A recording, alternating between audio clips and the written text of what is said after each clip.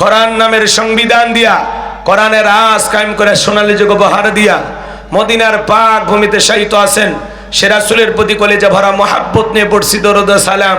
সকলেই পড়ুন সাল্লাল্লাহু আলাইহি ওয়াসাল্লাম। সম্মানিত ভাইরা, আজকের মাহফিলে আসতে পেরে বসতে পেরে আপনারা খুশি না বেজার? কারা কারা বেজার দুই হাত তুলে দেখান। ওই যে মাঝে মাঝে হাত তোলে। আজকের মাহফিলে আসতে পেরে বসতে পেরে কারা কারা খুশি? মুখে নিয়ে হাসি আওয়াজ দে বেশি। আল্লাহ নামের এমন একটি স্লোগান দেবেন, এলাকায় যদি কোনো ইসলাম বিরোধী উই পোকা সার পোকা তেলা পোকা থাকে ওদের কলিজায় যেন কম্পন সৃষ্টি হয় এমন আওয়াজ তুলতে রাজি আছেন যারা? দুটি হাত টান টান করে তুলে দেখান তো তারা। লিল্লাহি তাকবীর, লিল্লাহি তাকবীর। আল কোরআনের আলো, আল হাদিসের আলো, দুনিয়ার মুসলিম, সারা বিশ্বের মুসলিম, আমার নেতা তোমার নেতা, লিল্লাহি তাকবীর। আল কোরআনের আলো, আল হাদিসের আলো, দুর্নীতির আলো। হাতটা বেমানারা দেন তো। মাশাআল্লাহ, মারহাবা। আস্তে কারো নাকে জানো না লাগে, হাত নামান। অনেকে তাহলে বলেই ফেলেছেন দুর্নীতির আলো ঘরে ঘরে জ্বালা। বাংলাদেশে দুর্নীতি দমন কমিশন আছে না নাই? এরপরে দুর্নীতি কমেছে নাকি ডিজিটাল কাজে বেড়েই চলেছে। দিন যত করার ছিল দুর্নীতির পাল্লা তত ভারী হচ্ছিল। কথা বলেন ঠিক কিনা? আমরা চাই আমাদের প্রিয় মাতৃ বাংলাদেশ দুর্নীতি মুক্ত আল্লাহ কবুল করুন, ছিল বলুন আমিন। আমরা চাই আমাদের বাংলাদেশ মাদক মুক্ত আল্লাহ কবুল করুন, ছিল বলুন আমিন। আমরা চাই আমাদের বাংলাদেশ যৌতুক মুক্ত আল্লাহ কবুল করুন, ছিল বলুন আমিন। সম্মানিত ভাইরা, আমার ভূমিকায় লম্বা কথা নয়, সরাসরি মূল আলোচনায় প্রবেশ করতে চাই। তারপরে দুই একটি কথা না বললে নয়। আজ থেকে 1 বছর আগেও আমরা যখন কোরআনের মাহফিলে কথা বলার জন্য যাইতাম আমাদেরকে বলতে, হুজুর সাবধানে কথা বলবেন, ভুলে যাবেন এলাকা কার। ওদের কথার সাইজ শুনে মনে হতো এলাকা ওদের বাবা। অনেকে আবার বলতো, হুজুর এই এলাকায় মোটামুটি আমরাই সব, আমরাই আমারাই।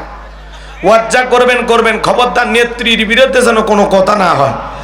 এখনকার ওই বুদ্ধিজীবীর আছে ভাই, টর্চ লাইট মেরেও চেহারা খুঁজে পাওয়া যাচ্ছে না। কথা বলে ঠিক কিনা? এজন্য মনে রাখবেন, জুলুম কখনো চিরস্থায়ী হতে পারে না। জালেমদের শেষ পরিণতি হলো পরাজয়, আর মাজলুমদের শেষ পরিণতি হলো বিজয়।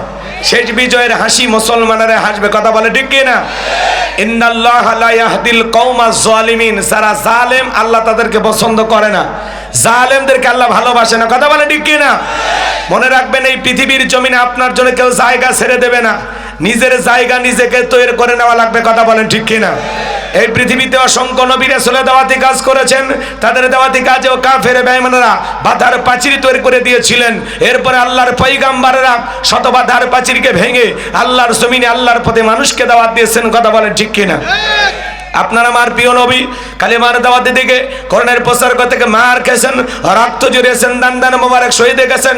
সাহাবায়ে কেরাম দ্বীনকে প্রতিষ্ঠিত করতে গিয়ে মার খেয়েছেন, রক্ত জড়িয়েছেন, জীবন দিয়েছেন। হো বাংলার মুসলমান, এই দেশের মানুষ যদি 1952 সালে ভাষার জন্য জীবন দিতে পারেন, 1971 সালে আপনার আমার পূর্বপুরুষেরা এদেশের মাটির জন্য, এদেশের স্বাধীনতার জন্য যদি জীবন দিতে পারেন, 2024 সালে স্বৈরাচার জালেমকে বিদায় করে দেওয়ার জন্য এদেশের 2000-এরও বেশি মানুষ যদি রক্ত দিতে পারেন, জীবন দিতে পারেন, যদি কখনো ডাক আসে আল্লাহর এই জমিন আল্লাহর দ্বীনকে প্রতিষ্ঠিত করার জন্য, প্রয়োজনে বিবির কাছ থেকে বিদায় নিয়ে, সন্তানদের কাছ থেকে বিদায় নিয়ে, মাথায় কাফনের কাপড় বেঁধে আল্লাহর এই জমিন আল্লাহর দ্বীনকে প্রতিষ্ঠিত করার জন্য নবীদের মতো, সাহাবায়ে কেরামদের মতো বুকের তাজা রক্ত দিতে হয় কোরআনের জন্য, দ্বীনের জন্য, ইসলামের জন্য।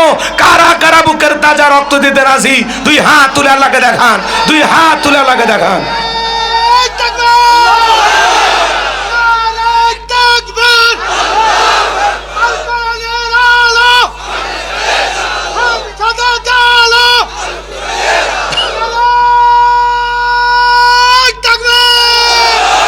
হাত সোজা করেন, টান টান করে হাত তোলেন। আমি কি হাত নামাইতে বলেছি? ওই যে মাঝে মাঝে হাত বেঁকা দেখা যায়, 2 হাত সোজা করার শক্তি না, আপনি পুরুষ মানুষ, 2টি ভিটামিন ক্যালসিয়াম মাঝে মাঝে কিনে খাবেন, একেবারে দুর্বল হলে চলতে পারবেন না। সোজা করেন, সোজা করেন। আমার আল্লাহ রাব্বুল আলামিন বলেন, ইন্নাল্লাহা আশতারা মিনাল মুমিনিনা আনফুসাহুম ওয়া আমওয়ালাহুম, জান্নাত। বলুন সুবহানাল্লাহ। তাহলে বলেন তো বাজান, আপনার আমার জীবনের মালিক কে? এই ঝিনাইদহের যুবকেরা ভালো করে বলো তো, এই জীবনের মালিক কে? প্রেম করবার প্রেমিকাকে পার্কে নিয়ে যা ডায়লগ দিবা, এ জীবন তোমার, তুমি শুধু আমার। ওরে হাইব্রিড যুবক, এই জীবনের মালিক কে? আপনার আমার সম্পদের মালিক কে? আল্লাহর দেয়া জীবন, আল্লাহর দেয়া সম্পদ আল্লাহর পথে খরচ করতে রাজি আছেন তো মুসলমান? রাজি আছেন তো ইনশাআল্লাহ? রাজি আছেন তো ইনশাআল্লাহ? বাম হাত নামান, শুধু ডান হাত তুলে রাখেন, শুধু ডান হাত। আল্লাহ রাব্বুল আলামিন বলেন, ইল্লা সাহাবাল ইয়ামিন ফি জান্নাতি ইয়াতাসাআলুন, ডানপন্থী যারা জান্নাতের বাগানে থাকবে তারা, ডানপন্থী যারা আল্লাহর প্রিয় তারা। বলুন আল্লাহু আকবার। কোনো কথা হবে না। কিছুক্ষণ আগেই বলেন, হুজুর জীবন দিতে রাজি, রক্ত দিতে রাজি। আপাতত জীবন রক্তর দুইটার কোনোটাই দিতে হবে না। ডান হাতটা পকেটের ভিতর ঢুকে দিয়া যে যা পারেন, যতটুকু পারেন, এই তাফসীরুল কোরআন মাহফিলের জন্য প্রাণ ভরে দান করবেন। সোজা ডান হাত পকেটে দেন, আমিও দিচ্ছি। যারা চলে যাবেন, নিয়ত আছে 12টা পর্যন্ত থাকতে পারবেন না, আশেপাশে যা দাঁড়িয়েছে কয়েক মিনিট মনে হচ্ছে আলোচনা শোনেন, কিন্তু ওয়াজ শুরু হওয়ার পরে ওটা বসা করা যাবে না, পরিবেশ নষ্ট করা যাবে না। আমি মুসাফির, আপনাকে অনুরোধ করলাম, যদি এই 1.5 ঘন্টা থাকতে আপনার কষ্ট হয়, সাইডে কোথাও দাঁড়িয়ে থাকেন। আর যদি বলেন না হুজুর 12টা ব্যাপার না, আপনি আলোচনা শুরু করেন, আমি ইনশাল্লাহ 12টা পর্যন্ত আপনার সাথে আছি। 12টা বাজলে আপনি চলে যাবেন, তখন আমি আর বাধা দেব। কথা কি বুঝাইতে পারছি? এর মধ্যে আমার আলোচনা শেষ হয়ে যাবে ইনশাআল্লাহ। চলুন আমরা আলোচনা শুরু করি। শুরু করব নাকি দোয়া করব? বলেন। আলোচনা শুনবেন এই আওয়াজে? হ্যাঁ, একটু আওয়াজ দেওয়া লাগবে। আমি করব আওয়াজ, আপনারা দেবেন আওয়াজ, জবাব দিবেন ঠিক ঠিক। আলোচনা হবে কমপ্লিট। শ্রোতাদের স্পিরিটে বাড়ে, বক্তার হিট, আলোচনা হবে জায়গা মতো ফিট। আগে বলতাম কিছু আজ প্যান্ডেলে, কিছু আজ অ্যাঙ্গেলে, এখন আর অ্যাঙ্গেলে না, যা বলবো সব ডাইরেক্ট। অ্যাঙ্গেলে বলার দিন শেষ, ডাইরেক্ট বলার বাংলাদেশ। কথা বলেন ঠিক না? একটু তাকবীর দেন, লিল্লাহি তাকবীর। একটু আওয়াজ দেবেন। সূরাটির নাম কাউসার। জোরে বলেন কি নাম? মোট আয়াত আছে 3টি, রুকু আছে 1টি। বিশ্বনবীর মক্কার জিন্দেগিতে আল্লাহ রাব্বুল আলামিন এই সূরাটি নাজিল করেছেন। কুরআনুল কারীমের 108 নম্বর সূরা। অনেকে ভাবতেছেন হুজুর এত দূর থেকে এসে এই সূরা নিয়ে আলোচনা করবেন, যদি আমরা বুঝতাম আপনার মাহফিলে আসতাম না। আচ্ছা বলেন তো বাজান, পরিচিত পথে পথ চলা সহজ না কঠিন? কথা বলা লাগে। পরিচিত মানুষের সাথে কথা বলে ভালো লাগে না খারাপ লাগে? পরিচিত রাস্তায় পথ চলা যেমন সহজ, পরিচিত মানুষের সাথে কথা বলে যেমন ভালো লাগে, বক্তা যদি পরিচিত আয়াত বা সূরা থেকে আলোচনা করে, সেইটা শুনলে আরো বেশি ভালো লাগবে। কারণ যেই জিনিস যত বেশি শুনবেন, তাতে চর্চা কমে না বাড়ে? চর্চা কমে না বাড়ে? হয়তোবা সূরা কাউসারের তাফসীর আপনারা যেভাবে জানেন, আমি হয়তোবা সেভাবে জানি না। আজকে আমি যেভাবে বলবো, হয়তোবা আপনারা এইভাবে শোনেন না। কথায় আছে এক একটা ফুলের এক একটা সুঘ্রাণ। কথা বলে ঠিক না? তরুণ যুবক আসছো যারা, মন খারাপ করবা না। তোমরাও যুবক, আমিও যুবক। তোমাদের মনের দুঃখটা কি আমি বুঝি। তোমাদের জন্য স্পেশাল কিছু আলোচনা আমার মাথার মেমোরিতে সেভ করা আছে, সময় মতো ডাউনলোড দিয়ে শোনায় দেব ইনশাআল্লাহ। কিছু আলোচনা যুবকদের উদ্দেশ্যে হওয়া দরকার আছে না? না, একটু অপেক্ষা করেন, ধৈর্য ধরেন, লাফাইলে কিচ্ছু পাবেন না। পাশে যে মা বোনেরা আছে তাদেরকে কি একেবারে ছেড়ে দেওয়া যায়? হ্যাঁ, মা বোনদের জন্য আলোচনা হবে, বিশেষ করে যে সমস্ত মা বোনেরা আঁকা বাঁকা হয়ে চলে। আজকে ওয়াজের মাধ্যমে সেই সমস্ত মা বোনদেরকে সোজা রাস্তা দেখানো হবে। এ কথা কন না কে? একটু অপেক্ষা করেন। যুবকদের আর এই মা বোনদেরকে মোটামুটি ঠিক করতে পারলে পুরো সমাজ ঠিক হয়ে যাবে। কথার মধ্যে কোনো ভেজাল আছে? তাহলে চলেন আমরা আলোচনা শুরু করি, খালি একটু অপেক্ষা করেন। হয়তোবা যে আলোচনা আপনি শুনতে আসছেন ওইটা 1 ঘন্টা 5 মিনিট পরে শুরু হবে। মা বোনদের আলোচনা হয়তো 1 ঘন্টা 32 মিনিট পরে শুরু হতে পারে। অতএব একটু অপেক্ষা করেন, সময় দেন, আমরা আলোচনা শুরু করলাম। সূরার নাম কাউসার। জোরে বলেন কি নাম? আর জোরে, জোরে হলো না, উঠেই যাবে। হ্যাঁ, একটু মিছিল করে অভ্যাস করেন। নির্বাচনে তফসিল ঘোষণা হয়ে গেছে, এই জন্য একটু মিছিল করার অভ্যাস করেন, সামনে কয়েকদিন মিছিল করা লাগবে, কারণ 16 বছরের কাজা এইবার আদায় করা লাগবে। চলে আমি কথা বলবো সূরা কাউসার থেকে। এই যে বারবার কেন বলা নিলাম, কারণ হলো ওই যে আগে অসঞ্চন মনি নাই, আজকে যেভাবে আমরা মুখস্থ করে নিলাম, এরপরে ইনশাল্লাহ এটা ভুলবেন না, আশা করি ভুলবেন না। চলুন জবান ছেড়ে, সকলের মুখস্থ আছে না, একটু জবান ছেড়ে। আউযু বিল্লাহি মিনাশ শাইতানির রাজিম। বিসমিল্লাহির রাহমানির রহিম। বিতাড়িত মুরদাদ শয়তানের কাছ থেকে আল্লাহ পাকের কাছে আশ্রয় প্রার্থনা চাচ্ছি। পরম করুণাময় অসীম দয়ালু আল্লাহ তাআলার নামে শুরু করছি। ইন্না আ'তাইনাকাল কাউসার ফাসাল্লি লিরাব্বিকা ওয়ানহার ইন্না শানিয়াকা হুয়াল আবতার। আল্লাহু আকবার। যে কোনো আয়াত বা সূরার তাফসীর করতে হলে কোন প্রেক্ষাপটে কোন সময় আল্লাহ তাআলা সেই আয়াতটি বা সূরাটি নাজিল করেছেন, সেই নাজিলের প্রেক্ষাপট জানা দরকার আছে না নাই? আরবিতে বলা হয় শানে নজুল। যদি শানে নজুল আলোচনা করা হয় তাহলে তাফসীর বুঝতে সহজ হয়। তাহলে কোন প্রেক্ষাপটে রাসূলের উপরে সূরা কাউসার আল্লাহ তাআলা নাজিল করেছেন একটু জানার দরকার আছে না নাই? আমি কি বলবো? শুরু করব তো ইনশাআল্লাহ। তাকবীর দেন, লিল্লাহি তাকবীর। ভাই আমার কোনো জ্ঞান নাই, জ্ঞান দেওয়ার মালিক কে? ক্বালু সুবহানাকা লা ইলমা লানা ইল্লা মা আল্লামতানা ইন্নাকা আনতাল আলিমুল হাকিম। বলুন সুবহানাল্লাহ। জ্ঞান দেওয়ার একমাত্র মালিক কে? এখানে অনেক বড় বড় আলেম ওলামা আছেন যাদের পায়ের স্যান্ডেলটা সোজা করে দিতে পারলে নিজেকে ধন্য মনে করতাম। এই জন্য চেয়ারে বসেছি দেখে অনেক কিছু ভাববেন, এরকম ভাইবেন না। পাথরগুলো যখন সাজানো হয় 20 কেজি কিন্তু নিচে থাকে, 20 KG, 10 KG, 5 KG, 2 KG, 1 KG, 500 গ্রাম, 200 গ্রাম, 100 গ্রাম, 50 গ্রাম, সবার উপরে থাকে 20 গ্রাম। ওই 20 গ্রাম পাথরের মতো আমার অবস্থা। কথা কি বুঝতে পারতেছেন? হয়তো ভাই টুপিটা একটু লম্বা, মানুষটা দেখতে হালকা একটু লম্বা, কিন্তু এলেম এত লম্বা না। আমি ছোট্ট মানুষ, কোরআন হাদিস থেকে কিছু কথা বলবো, আপনারা শুনবেন।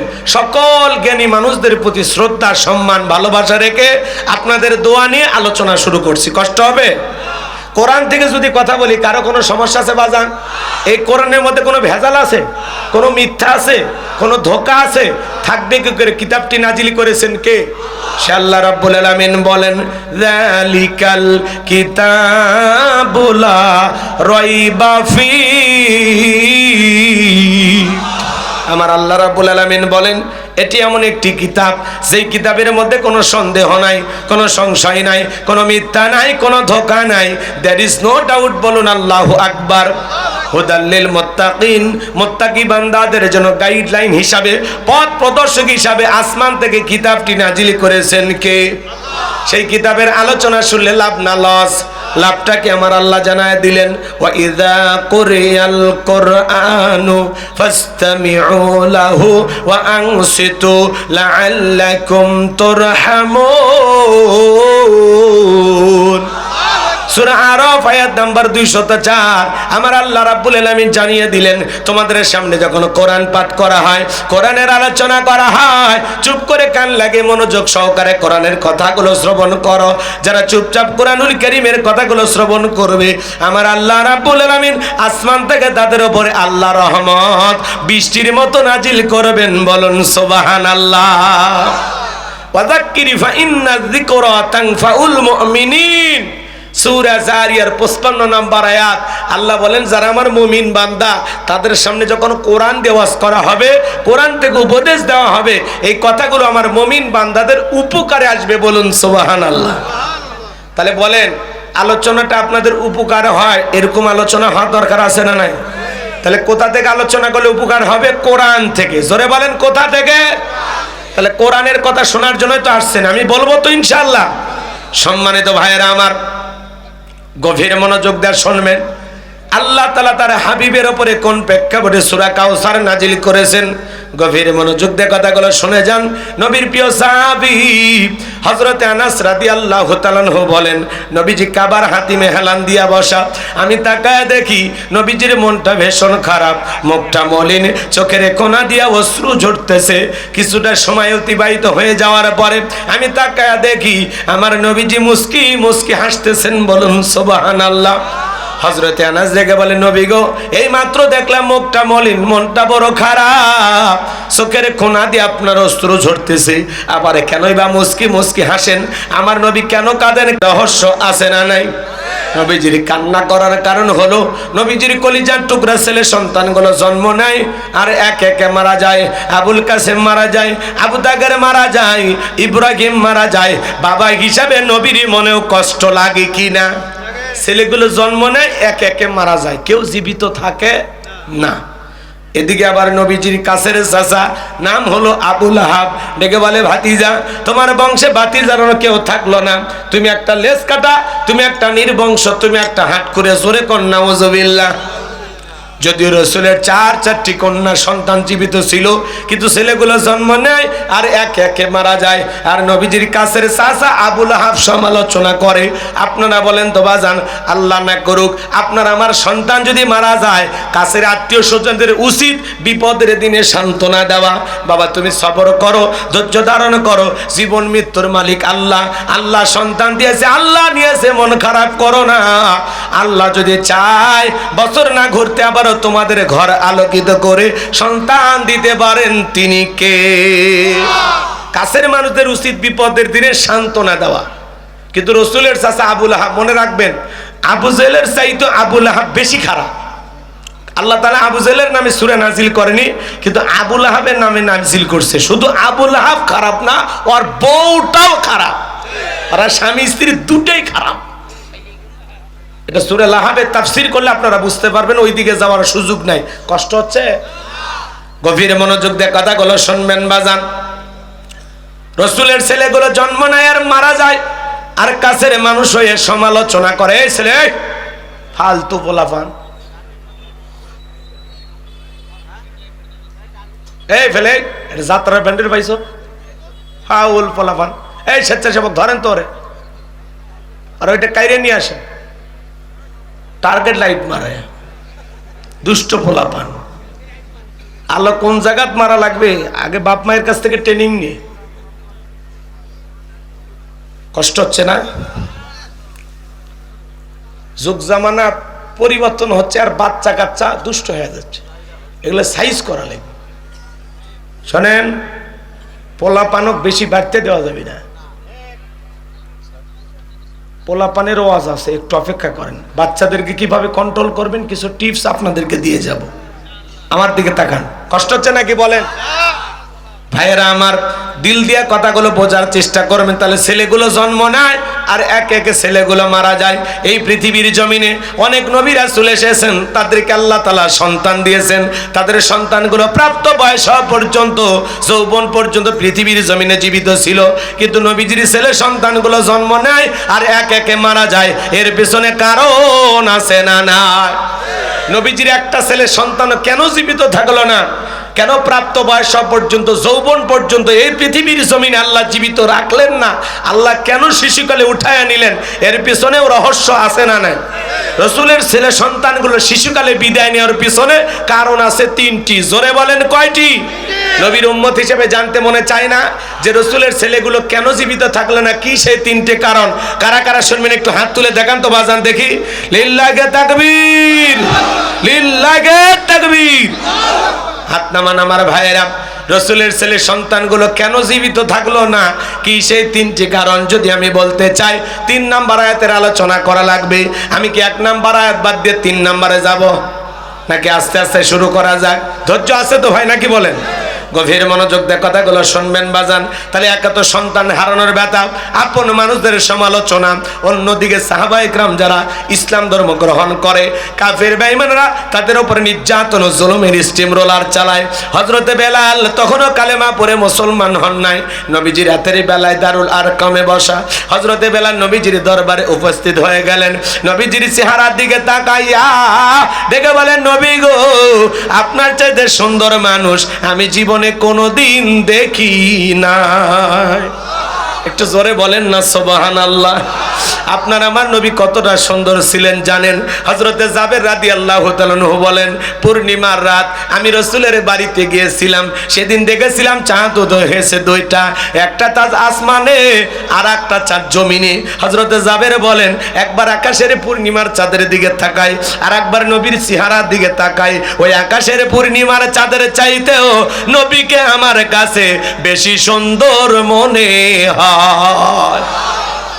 আম্মা জান আয়েশা ডেকে বলেন, গভীর মনোযোগ দিয়ে শুনবেন, আম্মা জান আয়েশা বলেন, যারা ইউসুফ নবীর চেহারার দিকে তাকাইয়া মিশরের নারীরা ফল কাটতে গিয়ে আঙ্গুল কেটে ফেলে দিয়েছিল, ওরা যদি একবার আমার রাসূলের চেহারার দিকে তাকাইতো, শুধুমাত্র আঙ্গুল নয়, আঙ্গুল কাটতে কাটতে হাত কাটতে কাটতে কখন যে নিজের কলিজা কেটে দুফা করে দিত মুহূর্তের জন্য টের পাইতো না। আপনার আমার নবী এতটাই সুন্দর। আম্মা জান আয়েশা আরো বলেন, ও দুনিয়ার মানুষ, তোমাদের একটা সূর্য আছে, আমি আয়েশারও একটা সূর্য আছে। তোমাদের সূর্য উদয় হয় দিনের বেলায় আর আমি আয়েশার সূর্য উদয় হয় রাতের বেলায়। আম্মা জান আয়েশা একদিন সেলাইয়ের কাজ করতেছিলেন, হঠাৎ করে হাত থেকে সুইটা পড়ে গেল, বাতিতে কোনো তেল ছিল না, বাতি জ্বালাইতে পারলেন না, অপেক্ষায় বসে থাকলেন। নবীজি যখন এশার সালাত আদায় করার পরে ঘরের ভিতরে সর্বপ্রথম প্রবেশ করে নবীজি আম্মা জান আয়েশাকে সালাম দিলেন। নবী ঘরে ঢুকে স্ত্রীকে কি দিলেন? সালাম দিলেন। আর আপনি আমি যখন বাড়িতে প্রবেশ করি বিবিকে সালাম দেওয়া দরকার আছে না নাই? রাসূল বাড়িতে ঢুকে স্ত্রীকে সালাম দিলেন, তাহলে নবীর উম্মত হিসেবে এই আমলটা আপনার আমার ঘরেও চালু থাকার দরকার আছে না নাই? বাড়িতে যা বউকে সালাম দেবেন, আসসালামু আলাইকুম রহিমা, কেমন আছো সোনা, ঘরের দরজাটা খোলো না, আমি তোমার লেটনের বাপ, তোমার দিওয়ানা। বউ খুশি হয়ে দরজা খুলে দেবে, কথা বলেন ঠিক কিনা? কিন্তু আপনার আমার ব্যবহারে তো মিষ্টি না, ঘরের দরজা চিৎকারে মেরে ডাক দেয়, এ রুবেলার মাওয়ে দরজা খোল, বেশি দেরি হলে দরজা ভেঙে ফেলে দিয়া, আজ তোর পিঠের ওপর কি যে হবি রে। ভিতর থেকে বউ বলে, এটা স্বামী না সেকেন্ড আজরাইল, কথা বলে না কেন? সেই রাগ যায় বাড়ির দরজায় ঝাড়ে। মনে রাখবেন, এই যুবক শোনো, বাড়িতে যদি আপনি আপনার স্ত্রীকে সালাম দেন, সালাম আছে যেখানে শান্তি আছে, সালাম আছে যেখানে সমাধান আছে। অনেক বড় বড় ঝামেলা সালামের মাধ্যমে সমাধান হয়, কথা ক্লিয়ার? এজন্য স্বামী স্ত্রীর মধ্যে সালাম আদান প্রদান হলে আল্লাহর পক্ষ থেকে রহমত নাজিল হবে। স্বামী স্ত্রীর মধ্যে সালাম আদান প্রদান হলে একে অপরের প্রতি শ্রদ্ধা, ভক্তি, বিশ্বাস, ভালোবাসা বেড়ে যাবে। আজকে সকালে বিয়ে করে সন্ধ্যায় তালাক দেয়, সন্ধ্যায় বিয়ে করে সকালে তালাক দেয়, দাম্পত্য জীবনে সুখ নাই, শান্তি নাই, নানান স্লোগান শোনেন না? আপনি কি দাম্পত্য জীবনে অসুখী? শোনেন না স্লোগান? তো দাম্পত্য জীবনে সুখ আর শান্তি পেতে গেলে রাসূলের 4টি সুন্নত ঘরে ঘরে আমল করা লাগবে। জোরে বলেন, কয়টি সুন্নত? শুনবেন, কথা কয় না। সমস্যা আছে, তার চিকিৎসা আছে না? আপনার দাম্পত্য জীবনে সুখ নেই, শান্তি নেই, তাহলে ঘরে শান্তি দরকার আছে। তাহলে রাসূলের 4টি সুন্নত স্বামী স্ত্রী তার দাম্পত্য জীবনে আমল করলে সংসারে অশান্তি থাকবে। কারা কারা শুনবেন একটু হাত তুলে তো দেখি, লিল্লাহি তাকবীর। হাত নামান বাজান গো আমার। কি সেই 4টি সুন্নত যদি বলতে চাই আলোচনা এলোমেলো হয়ে যাবে, একটু অপেক্ষা করেন বাজান, শেষের দিকে আমি বলার চেষ্টা করব যদি আপনাদের হাতে সময় থাকে। কি বলেন, রাজি আছেন? তাহলে গভীর মনোযোগ দিয়ে শোনেন। স্ত্রীকে সালাম দিবেন। এই যুবক শোনো, শুধু সালাম না, সালাম দেওয়ার পরে বইয়ের হাতটা ধরে মুসাফা করবেন। কার হাত? আচ্ছা, আপনারা কি সত্যি যুবক? আমার তো সন্দেহ লাগে। যুবকের আওয়াজ এটা দিলে চলবে। এ যুবকে কার হাত? বইয়ের হাত। পাশের বাড়ি ভাবির হাত না, ধরলে ঝাঁটা দিয়ে পিটাবে। বইয়ের হাত ধরে মুসাফা করবেন। একেবারে যদি ময়দান ফাঁকা থাকে কোলাকুলিও সেরে নেবেন। অনেকে বলে হুজুর বউকে সালাম দিদিকে শরম লাগে। বিয়ে করে 3 সন্তানের বাবা হয়ে গেলেন, আপনার শরম লাগে না? বউ সালাম দিবেন, যার শরম লাগে, শরম না শয়তানি? আপনার শরম বেশি হলে আপনার বইয়ের তো বাচ্চা হওয়ারই কথা না। শরম লাগে হুজুর। হ্যাঁ, আজ থেকে সালাম চালু করবেন, পারবেন না? বাড়ির যা সালাম দেবেন, আসসালামু আলাইকুম। বউ চমকে উঠতে পারে, কারে সালাম দিলাম? তখন বলবেন জোসনার মা তোরই দিলাম। তখন বলতে পারে বাপ রে বাপ, আজকে আবার কোন হুজুরের মুরিদ নে বাড়িতে ঢুকলা, সেদিনই তো মুখের কাছে কলা চুরি করলে। কথা কোন ঠিক না? বউ একটু দুষ্টমি করতে পারে, 2-4 দিন সালাম দিতে দিতে অভ্যাসে পরিণত হবে। ছোট ছোট বাচ্চাদেরকে সালাম দেবেন, রাস্তাঘাটে যারা দেখবেন তারাই সালাম দেবেন। কথা বলে না কেন? এক মুসলমান আর এক মুসলমানের গৃহে প্রবেশ করতে হলে, এক মুমিন আর এক মুমিনের গৃহে প্রবেশ করতে হলে, কারো বাড়িতে প্রবেশ করতে হলে সালাম দিয়া অনুমতি নিয়ে ঢোকা লাগবে। আপনি বাসা কয় বাড়ির মধ্যে ঢুকে যান, বাসার বই ওনার ঠিক নাই, ওর মাও কি করতেছে, ওর বোন কি করতেছে, এক নজরে সব দেখা শেষ। এই কথা বললেন না কেন আপনারা? সালাম দিয়ে অনুমতি নিয়ে ঢুকবেন, ভদ্রতা সেখানে। অজিনায় তো অবশ্য ভালো, এই জায়গায় না, ভারতে চলে, ভারতে চলে, এই জায়গায় চলে না। যাত্রার বাড়িতে না বলে ঢুকেন না, মেন দরজায় যা প্রথমে সালাম দিবেন, আসসালামু আলাইকুম, জবাব নাই আবার সালাম, জবাব নাই আরেকবার সালাম, 3 বার সালাম দিয়ে জবাব না পাইলে আর থাকার দরকার নেই, বাড়ির যান। কথা কয় না কেন? কিন্তু দরজা খোলা না থাকলে পাঁচি টপকে ঢোকে। দরজা খোলা না থাকলে জানালা দিয়ে উকি ঝুঁকি মারে। যারা জানালা দিয়ে উকি ঝুঁকি মারবে, ওই বাড়ির লোক যদি কোনো কিছুতে আপনার গুতাও মারে, ওই বাড়ির লোকের কোনো গুনাহ হবে না, কারণ আপনি চরম বেয়াদবি করছেন। কথা বলে না কেন? উকি ঝুঁকি মারা খুবই বেয়াদবি। আপনি ভালো মানুষ না, মিন দরজায় থাকবেন, আপনি জানালে উকি মারেন কে? হে মতলব কি? পোলাপান ঠিক হওয়ার দরকার আছে না নাই? তাহলে আমার এই আমলটা কি করতে পারবেন? কারো বাড়িতে গেলে সালাম দিয়ে অনুমতি নিয়ে প্রবেশ করবেন, পারবো ইনশাআল্লাহ? আল্লাহ কবুল করে, জোরে বলেন আমিন। আমার ভাইয়েরা লম্বা করা যাবে না বাজান। আম্মা জান আয়েশা ডেকে বলেন, রাসূল যখন সালাম দিয়ে প্রবেশ করলেন, নবীজির চেহারার আলোতে সুইটা কয়ে পড়ে আছে, আমি পরিষ্কার দেখতে পেয়েছি। বলুন সুবহানাল্লাহ। পাইলে নিরালাই গো নবী, পাইলে নিরালাই, পাইলে নিরালাই গো নবী, পাইলে নিরালাই। 2 কদমে চুমু খাবো, 2 কদমে চুমু খাবো, চরণ ধুলি মাগবো গাই। পাইলে নিরালাই গো নবী, পাইলে নিরালাই, পাইলে নিরালাই গো নবী, পাইলে নিরালাই। মারহাবা কর। নবীর সম্মান মর্যাদা কত জানেন? এক জায়গায় ওয়াজ করলেন, ভাই বলেন তো আমাদের নবীর নাম কি? বলে হুজুর আব্দুল কাদের জিলানী। পীর সাহেবের নাম মুখস্থ আছে, কপাল পর রসুলের নামটা বলতে পারে না। কেমন নবী পাইছি যে নবী হ্যাঁ বললে তামাম পৃথিবীবাসীর জন্য আল্লাহ পাক হালালে পরিণত করে দেয়, যে নবী না বললে তামাম পৃথিবীবাসীর জন্য আল্লাহ পাক হারামে পরিণত করে দেয়। আসমানের চাঁদের দিকে ইশারা করলে চাঁদ 2 টুকরো হয়ে যায়, জমিনে পা তুললে মাওলা পাকের আরশে আজিমে পৌঁছে যায়। বলুন সুবহানাল্লাহ। জমিনে পথ চললে আসমানের মেঘ এসে ছায়া প্রদান করেন। যেই নবীর চেহারার উপরে মশা মাছি পড়া হারাম, নবী যখন ঘেমে যেতেন আম্মা জানেরা নবীজির দেহের ঘামগুলো শিশির ভিতরে জমা রাখতেন। বিশেষ দিনে নবীজির দেহের ঘামগুলো সুগন্ধি হিসাবে ব্যবহার করা হতো। নবী যখন ওযু করতেন, ওযুর পানি দিয়ে সুগন্ধি বের হয়ে যাইতো। রাস্তা দিয়ে হেঁটে গেলে সুগন্ধি পাওয়া যাইতো, থুতু নিক্ষেপ করলে সেখান থেকে সুগন্ধি পাওয়া যাইতো। শুধু কি তাই বাজান, আপনার আমার নবীর সম্মান মর্যাদা কত! যেই ছাগলের স্তনে দুধ নাই, রাসূল হাত লাগা দিলে দুধে পরিপূর্ণ হয়ে যায়। যেই খাবার 2-3 জন মানুষ খাবে, ওই খাবারে রাসূলের হাতটা লেগে গেলে শত শত মানুষ খাবার খেয়ে যেমন খাবার তেমনি থাকে। যেই নবীর চেহারার দিকে তাকাইলে পেটের ক্ষুধা নিবারণ হয়ে যাইতো। সেই নবীর কাছে বেলাল কথা কি ভুলে গেছেন? বেলাল ডেকে বলে, নবী আপনি কালেমার দাওয়াত দেন, ইসলামের প্রচার প্রসার করেন, দয়া করে আমারে কালেমা পড়ে মুসলমান বানায় দেন। নবীজি বেলালকে পড়া দিলেন, লা ইলাহা ইল্লাল্লাহু মুহাম্মাদুর রাসূলুল্লাহ সাল্লাল্লাহু আলাইহি ওয়াসাল্লাম। হযরতে বেলাল কালেমা পড়ে মুসলমান হওয়ার পরে নবী ডেকে বলে, বেলাল ইসলামের অবস্থা এখন ভালো না, কালেমা পড়েছো আপাতত প্রকাশ করা যাবে না। আপনারা বলেন তো বাজান, ইসলামের অবস্থা কি সব সময় ভালো? আজও তামাম পৃথিবীর দিকে তাকায় দেখেন, তামাম পৃথিবীর জালেম আর বেঈমানরা ঐক্যবদ্ধ হয়েছে ইসলাম আর মুসলমানকে মুছে ফেলে দেওয়ার জন্য। কথা বলেন ঠিক কিনা? আজও তামাম পৃথিবীর সাদা চামড়ার দলেরা ঐক্যবদ্ধ হয়েছে পৃথিবীর জমিন থেকে ইসলামকে মুছে ফেলে দেবে, কিন্তু ওরা তো জানে না ইসলামের সুইচ আছে কার হাতে। আর একটু জোরে বলেন কার হাতে? আমার আল্লাহ বলেন ইউরিদুনা লিতুফিউ নূরাল্লাহি বিআফওয়াহিহিম ওয়াল্লাহু মুতিম্মু নূরিহি ওয়ালাউ কারিহাল কাফিরুন।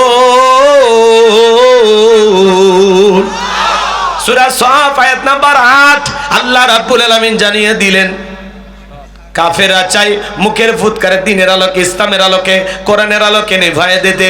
আমার আল্লাহ ডেকে বলেন আল্লাহু মুতিম্মু নূরিহি, এই জমিনে দ্বীনের আলোকে, কোরআনের আলোকে, ইসলামের আলোকে আমি আল্লাহ রাব্বুল আলামিন প্রতিষ্ঠিত করেই ছাড়ব। যদিও কাফের বেঈমানদের অন্তরে যত ধরনের জ্বালা যন্ত্রণা হোক না কেন, বলুন আল্লাহু আকবার। এই জন্য বাজান গো আমার, আজও যারা পৃথিবীর জমিনে মুসলমানের রক্ত নিয়ে খেলা করে, তাকায় দেখেন নেতানিয়াহু ফিলিস্তিনে মুসলমানদের রক্ত নিয়ে খেলা করে। আজও চীনের উইঘুরে মুসলমানদেরকে হত্যা করা হয়, 2 কিলোমিটারের মধ্যে মসজিদগুলোকে ভেঙে গুড়িয়ে আলাদা করে দিচ্ছে। আজও ভারতে গরুর গোশত খাওয়ার অপরাধে মুসলমানকে পিটানো হয়। তো পাশেই ভারত, ওই যে দেখা যায়। কি বলেন, রাগ করতেছেন নাকি আপনারা? এ বাজান, যারাই মুসলমানের রক্ত নিয়ে খেলা করে ওদের জীবনের পরিণতি ভালো হয় না। কথা বলেন। এই দেশে যারা নিরীহ আলেমদেরকে ফাঁসির দড়িতে ঝুলিয়েছিল, যারা শাপলা চত্বরে রাতের আধারে আলেমদেরকে হত্যা করেছিল, মিথ্যা মামলা হামলা দিয়া অসংখ্য মানুষকে যারা জেলখানায় বন্দী করেছিল, জুলাইয়ে হাজার হাজার মায়ের বুক যারা খালি করেছিল, যাদের হাতে মুসলমানের রক্ত লেগেছিল, আজকে তারা ক্ষমতার চেয়ার রেখে পালিয়ে গেছে। কথা বলেন ঠিক কিনা? একে প্রধানমন্ত্রী থেকে শুরু করিয়া ইউনিয়ন পর্যায়ের নেতা পর্যন্ত পালিয়ে গেছে, মসজিদের হুজুরও পালিয়ে গেছে। কথা বলেন। এমন পতন পৃথিবীর ইতিহাসে আর কারো ঘটেনি। আমরা চাইছিলাম ম্যাডাম পদত্যাগ করেন, আল্লাহ বলে কিসের পদত্যাগ? ওরা যে অন্যায় অপরাধ করেছে, শুধু পদত্যাগ না, আমি আল্লাহ দেশ ত্যাগ করতে বাধ্য করব।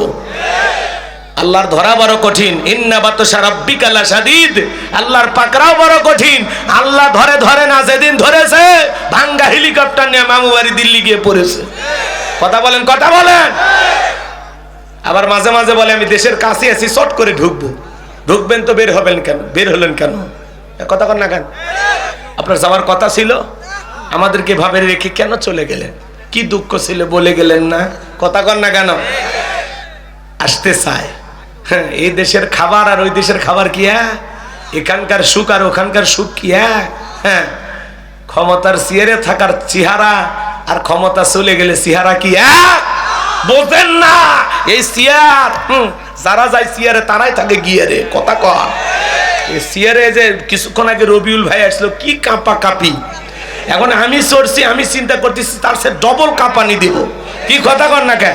মানে যাই চেয়ারে যায় তারই ভাব বেড়ে যায়। এখন যদি এই ভাই তুলে দেন, ও কম মোশন নিবি না, ওই কবে আগামীতে আমাকে ভোট দিয়ে নির্বাচিত করবে, মানে বক্তব্য না পারলেও শুরু হয়ে যাবে। কারণ এটা চেয়ারের গরম ভাই। কথা কর ঠিক কেনা? এই জন্য আমরা বুঝে শুনে সিদ্ধান্ত নেব, আগামীতে আর যাই হোক কোন নারীকে এই দেশের প্রধানমন্ত্রী বানানো যাবে না। মেয়েদের রাগ বেশি, দেখেন না, স্বামীর সাথে ঝগড়া লাগে হাড়ি পাতিল ভেঙে ফেলে দেয়, স্বামীর তুলে আছাড় মারে, রাগ করে সংসার টিয়া বাপের বাড়ি চলে যায়। এজন্য সিদ্ধান্ত নেওয়া লাগবে, যেই দলেরই হোক পুরুষ হবে আগামীতে আমাদের প্রধানমন্ত্রী। কারা কারা চান হাত তুলে দেখান। লিল্লাহে তাকবীর। নারীদের দেখার দিন শেষ। আপনারা বলবেন পুরুষের বাংলাদেশ, পারবেন না। নারীদের দেখার দিন শেষ। এই নারীদের দেখার দিন শেষ। বাপের বেটার মতো একটা স্লোগান দিয়েছেন, সেই লোক বসেন। কষ্ট হচ্ছে নাকি আপনাদের? নারীদের জ্বালা যন্ত্রণায় 16-17 বছর থাকতে থাকতে দম আটকে গেছিল। এখন একটা পুরুষ দরকার। আরে ভাই, এক বয়স্ক পুরুষ আমাদের ইউনূস সরকার, তাই বসে যে অবস্থা, 70 টাকার আলু এখন 14 টাকা 18 টাকা। সামনে যদি আরেকটু শক্তি সাবলালা পুরুষ বসে, কি বলে? রাগ করতেছে নাকি আপনারা? জি, যেই দলেরই হোক পুরুষকে নেতা বানাবেন, মনে থাকবে তো ইনশাআল্লাহ। মেয়ে মানুষের রাগ বেশি, একটা দেশ ছুঁয়ে পালিয়ে দেওয়া চারটিখানি কথা কন। কত বড় বিপদ গেছে আমাদের উপর, আল্লাহ ছাড়া কেউ জানে না। অভিভাবক ছাড়া ওই 3-4 রাত কত লুটপাট হচ্ছে, কত দুর্নীতি হচ্ছে, কেউ কারো বাড়ির থেকে যাইতে পারেনি। কথা কর। কি বিপদ রে ভাই। এ রাগ করছেন নাকি আপনারা? এজন্য আগামীতে সিদ্ধান্ত নেওয়া লাগবে খুব বুঝে শুনে। আর যারাই দেখেন জুলাই নেতৃত্ব দিয়েছিল বিদায় করার জন্য, আমাদের ভাই ওসমান হাদিকে তারা টার্গেট করে গুলি ছুড়ে মেরেছে, কথা বলে ঠিক কিনা? দুইটা গুলি করা হয়েছে, একটা গুলি কানের নিচ দিয়ে এই পারে ছিদ্র করে এই পাশে বের হয়ে গেছে। আজকে মমস্য অবস্থায় লাইফ সাপোর্টে আছেন, আলহামদুলিল্লাহ। আমরা শুনতে পারতেছি উনি এখন নিজে নাক দিয়ে সঠিকভাবে নিঃশ্বাস নিতে পারতেছে, আলহামদুলিল্লাহ। কর এই হাদি ভাইয়ের মতো তরুণ আর যুবকদের বড় প্রয়োজন। এরা জুলাই নেতৃত্ব দিয়েছিল, ইনকিলাব মঞ্চের মুখপাত্র আমাদের এই ওসমান হাদি ভাইয়ের বড় প্রয়োজন, কথা বলে ঠিক কিনা? বর্তমান সরকারকে আমি ধন্যবাদ জানাই যে তারা ওয়াসিরেই একটা সিদ্ধান্ত নিয়ে বলেছেন, আজকের ব্রেকিং নিউজ, তারা বলেছেন যে যারা যে সন্ত্রাসীরা ওসমানের দিকে গুলি নিক্ষেপ করেছে, ওসমান হাদির দিকে, তাদেরকে ধরিয়ে দিতে পারলেই 50 লক্ষ টাকা পুরস্কার।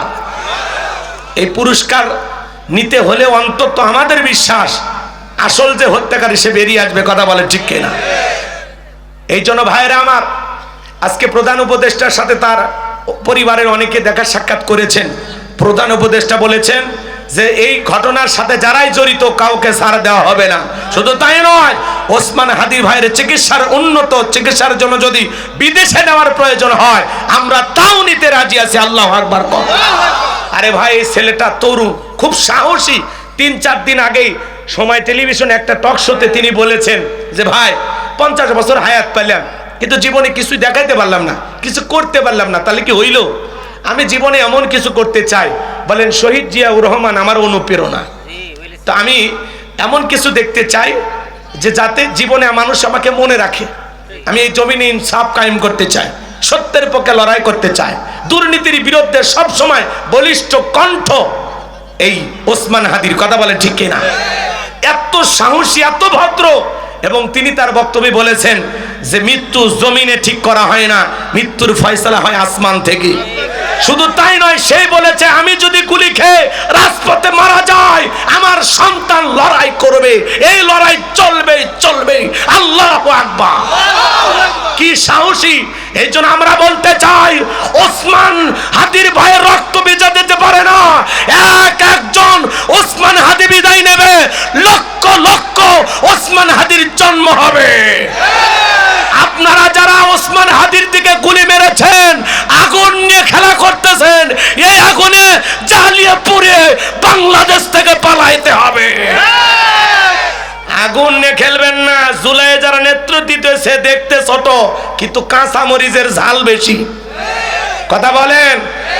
হাসনাত আব্দুল্লাহ আজকে অগ্নিঝরা বক্তব্য দিয়ে বলেছেন যে প্রয়োজনে 50 বছর বাঁচার দরকার নাই, আমি ওসমান হাদি ভাইয়ের মতো 2 মিনিট বাঁচতে চাই, এরপরেও ভারতের দালালদের বাংলাদেশে জায়গা হবে না।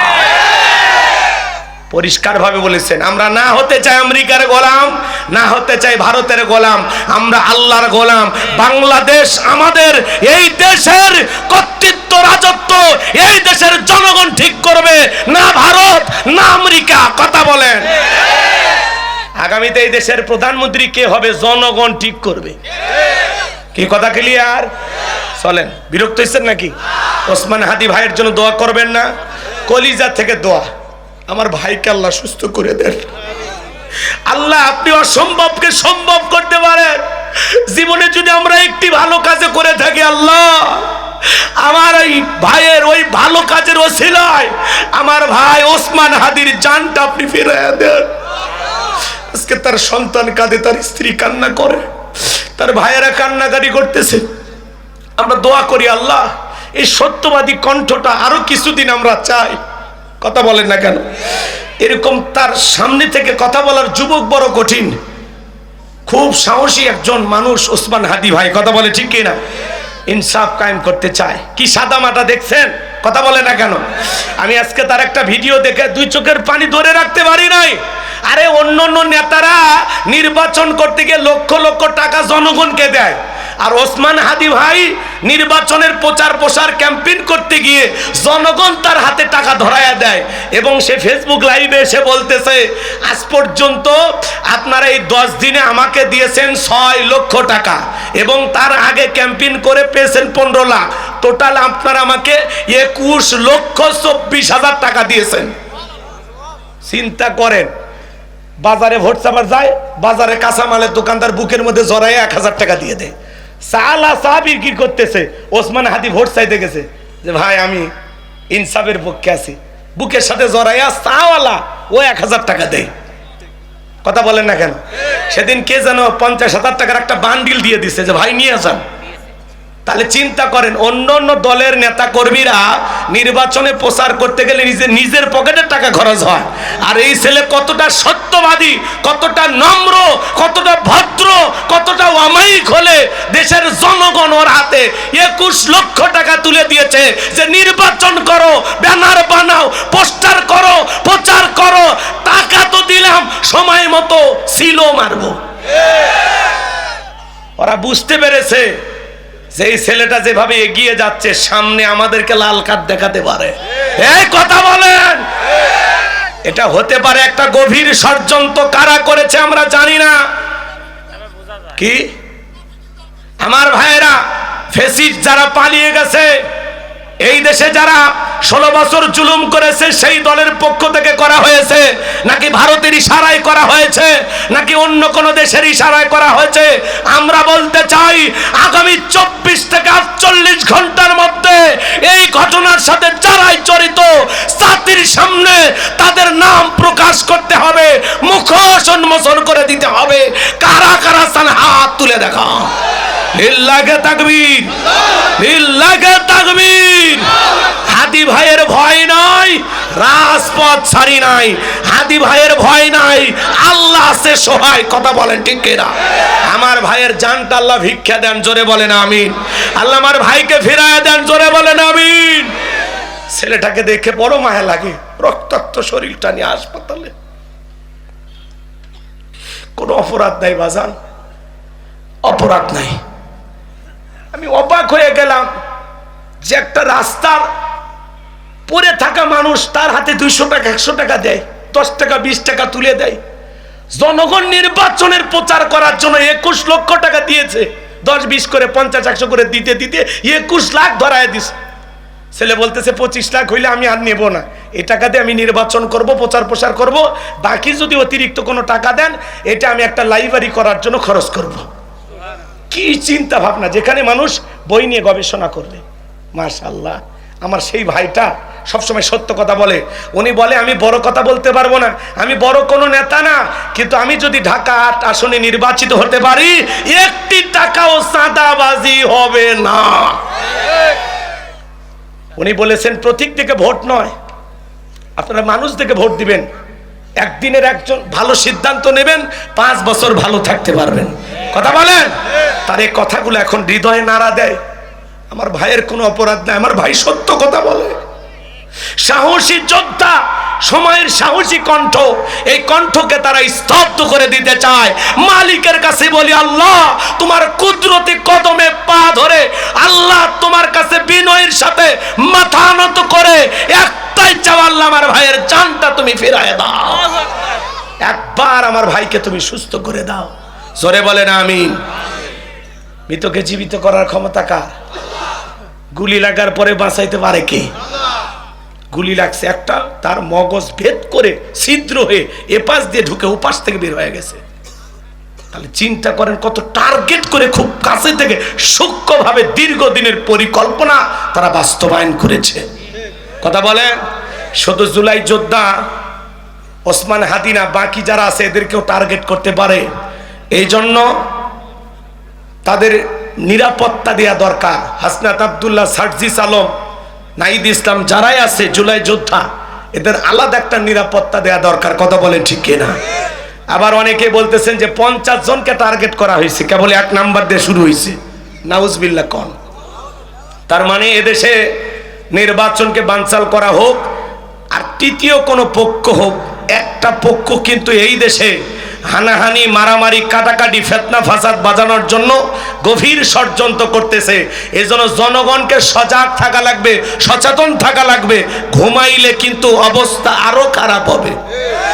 অতএব ঘুমানো যাবে না। আমার কথাই আপনারা কষ্ট পাইলে আমার মনের আফসোস নাই, আমার দুঃখ নাই।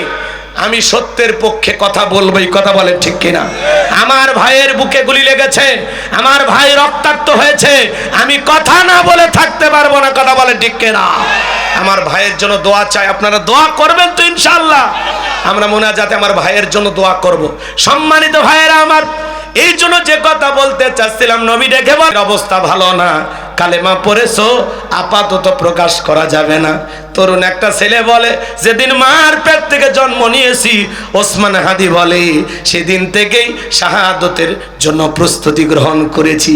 কেমন ঈমান থাকলে এই কথা বলতে পারে যে আমি হয়তো বা রাজপথে গুলি খেয়ে মারা যেতে পারি? আপনাদের কাছে একটাই চাওয়া, যারা আমাকে গুলি করবে তাদের বিচার করবেন, তাহলে আর একটা হাদির জন্ম হবে। আর যদি আপনারা বিচার না করতে পারেন, তাহলে আমার মতো হাদির আর জন্ম হবে না।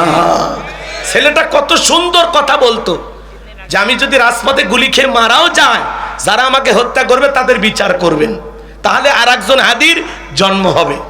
আর যদি আমাকে মেরে ফেলা হয় আর অপরাধী যদি পার পেয়ে যায়, বিচার যদি না করা হয়, তাহলে 100 বছরেও আর প্রতিবাদী কোনো হাদির জন্ম হবে।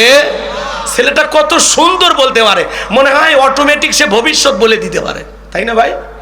এরকম তার কথাগুলো, তার জবানের কথাগুলো আজকে বাস্তবতার আলোকে মিলে যাচ্ছে। কষ্ট পাচ্ছেন আমার কথায়? কষ্ট পাচ্ছেন? এই ছেলেটার জন্য মায়া হয় না? সারা দেশের মানুষ দোয়া করতেছে না? যখনই আমি শুনেছি তখনই হতভম্ব হয়ে গেছি, থমকে গেছি, ভিতরে পেরেশানি কাজ করতেছে। আপনারা ভালো থাকলেও আমরা এখন ভালো নাই, মনের দিক দিয়ে অনেক কষ্ট, যে কি অপরাধ, এই ভাইয়ের তো কোনো অপরাধ নাই। কেদার মাস্তানেরা বুক ফুলে ঘরে আর সোনার ছেলেদেরকে টার্গেট করে হত্যা করা হয়, কথা বলে ঠিক কিনা? এটা দুঃখজনক। সম্মানিত ভাইয়েরা আমার, কয়েকটা মিনিট কষ্ট হচ্ছে আপনাদের।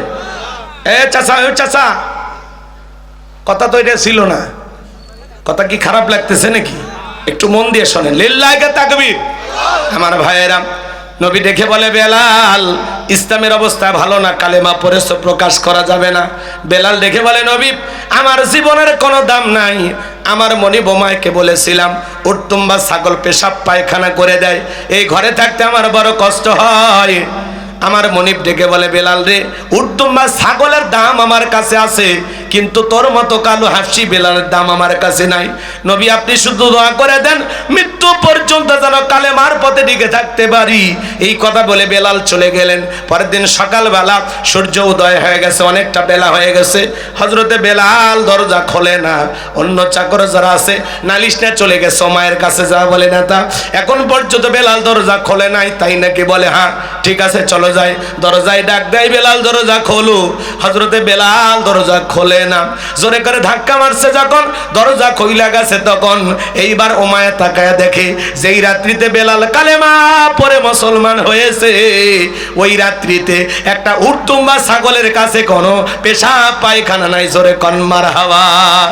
এইবার ওমায়া ডেকে বলে, চাকরের দল বেলালের বিরুদ্ধে মিথ্যা অভিযোগ দাও, তোমরা যখন ঘুমাচ্ছিলে বেলাল তখন ময়লা আবর্জনা পরিষ্কার করেছে, তাকায়া দেখো না একটা উটদুম্বা ছাগলের কাছে কোনো পেশাব পায়খানা নাই, তাই নাকি? বলে হ্যাঁ ঠিক আছে যাও তোমরা চলে যাও।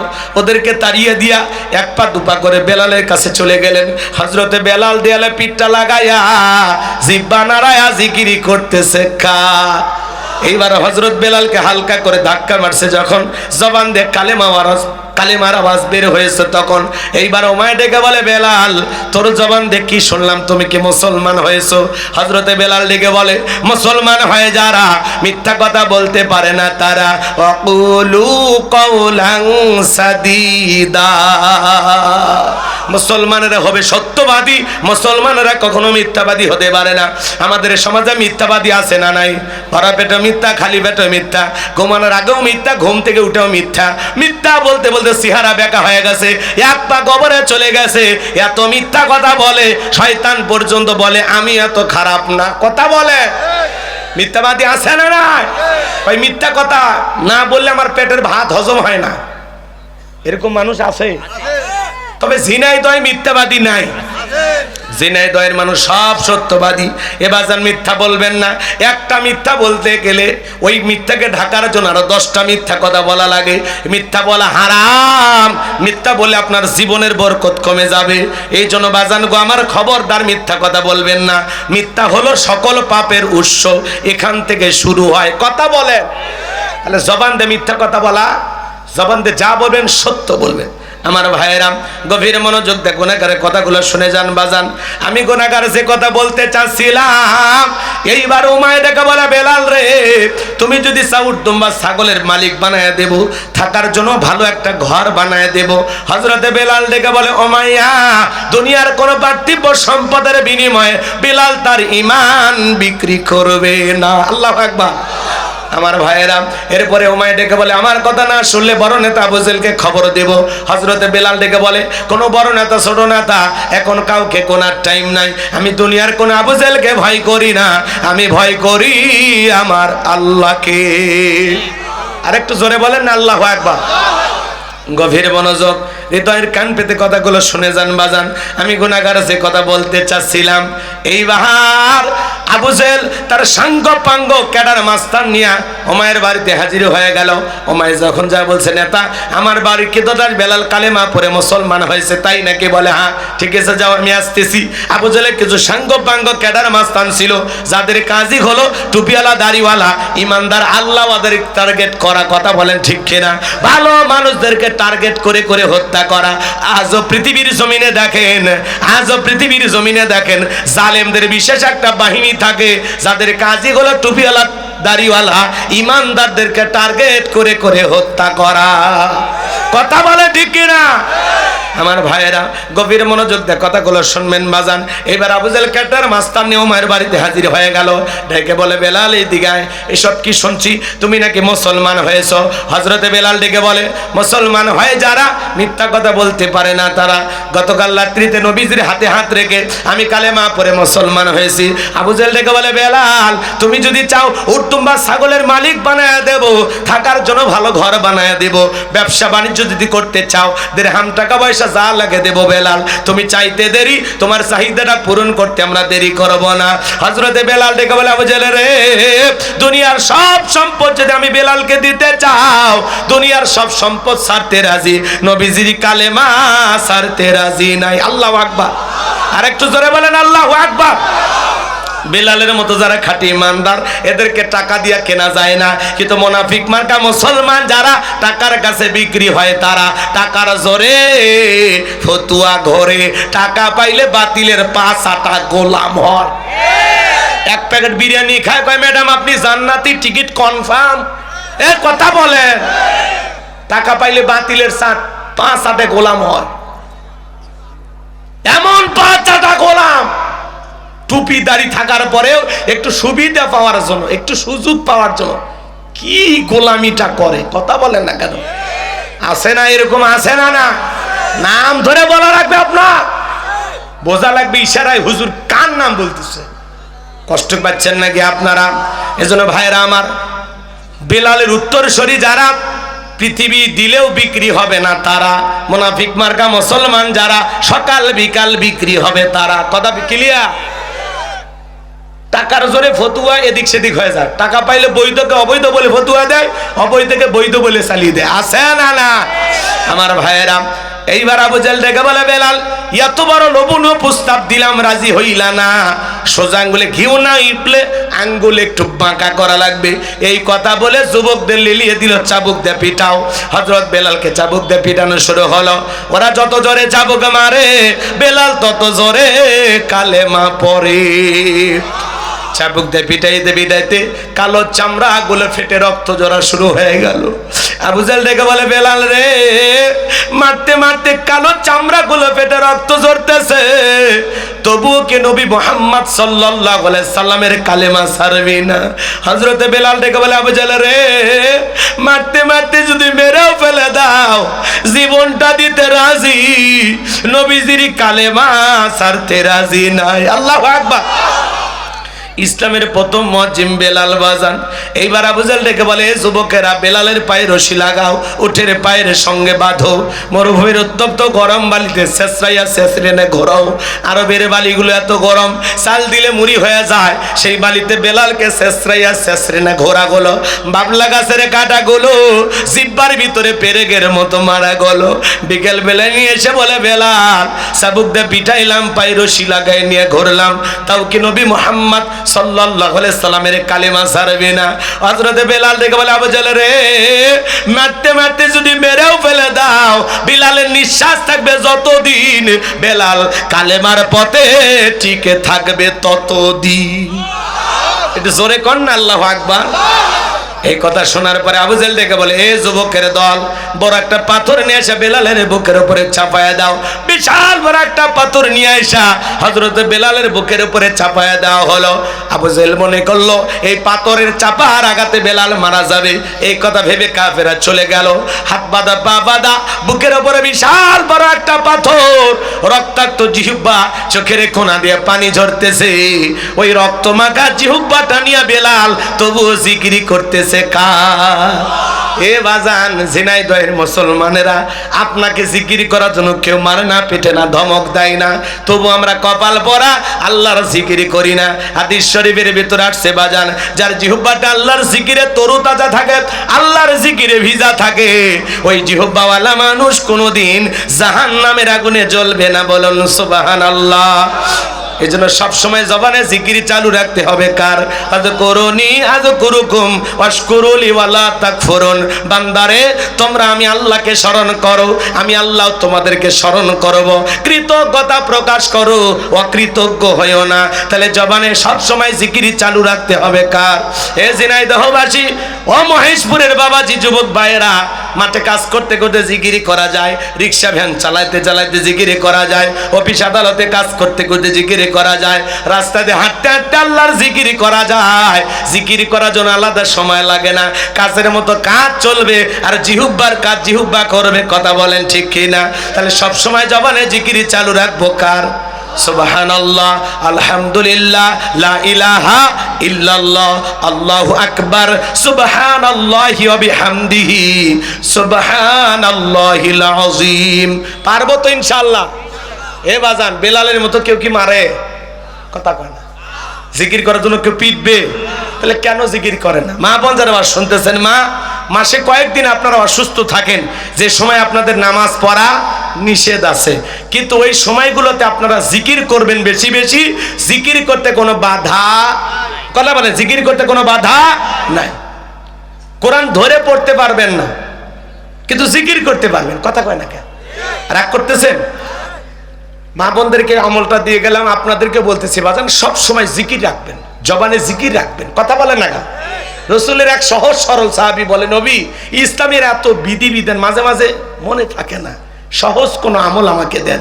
আল্লাহ রসুল তখন বলতেছে, আমার সাহাবী, সব সময় আল্লাহর জিকিরে জিহ্বাটা তরুতাজা রাখো, এই জিকির তোমাকে জান্নাতে পৌঁছায় দিবে।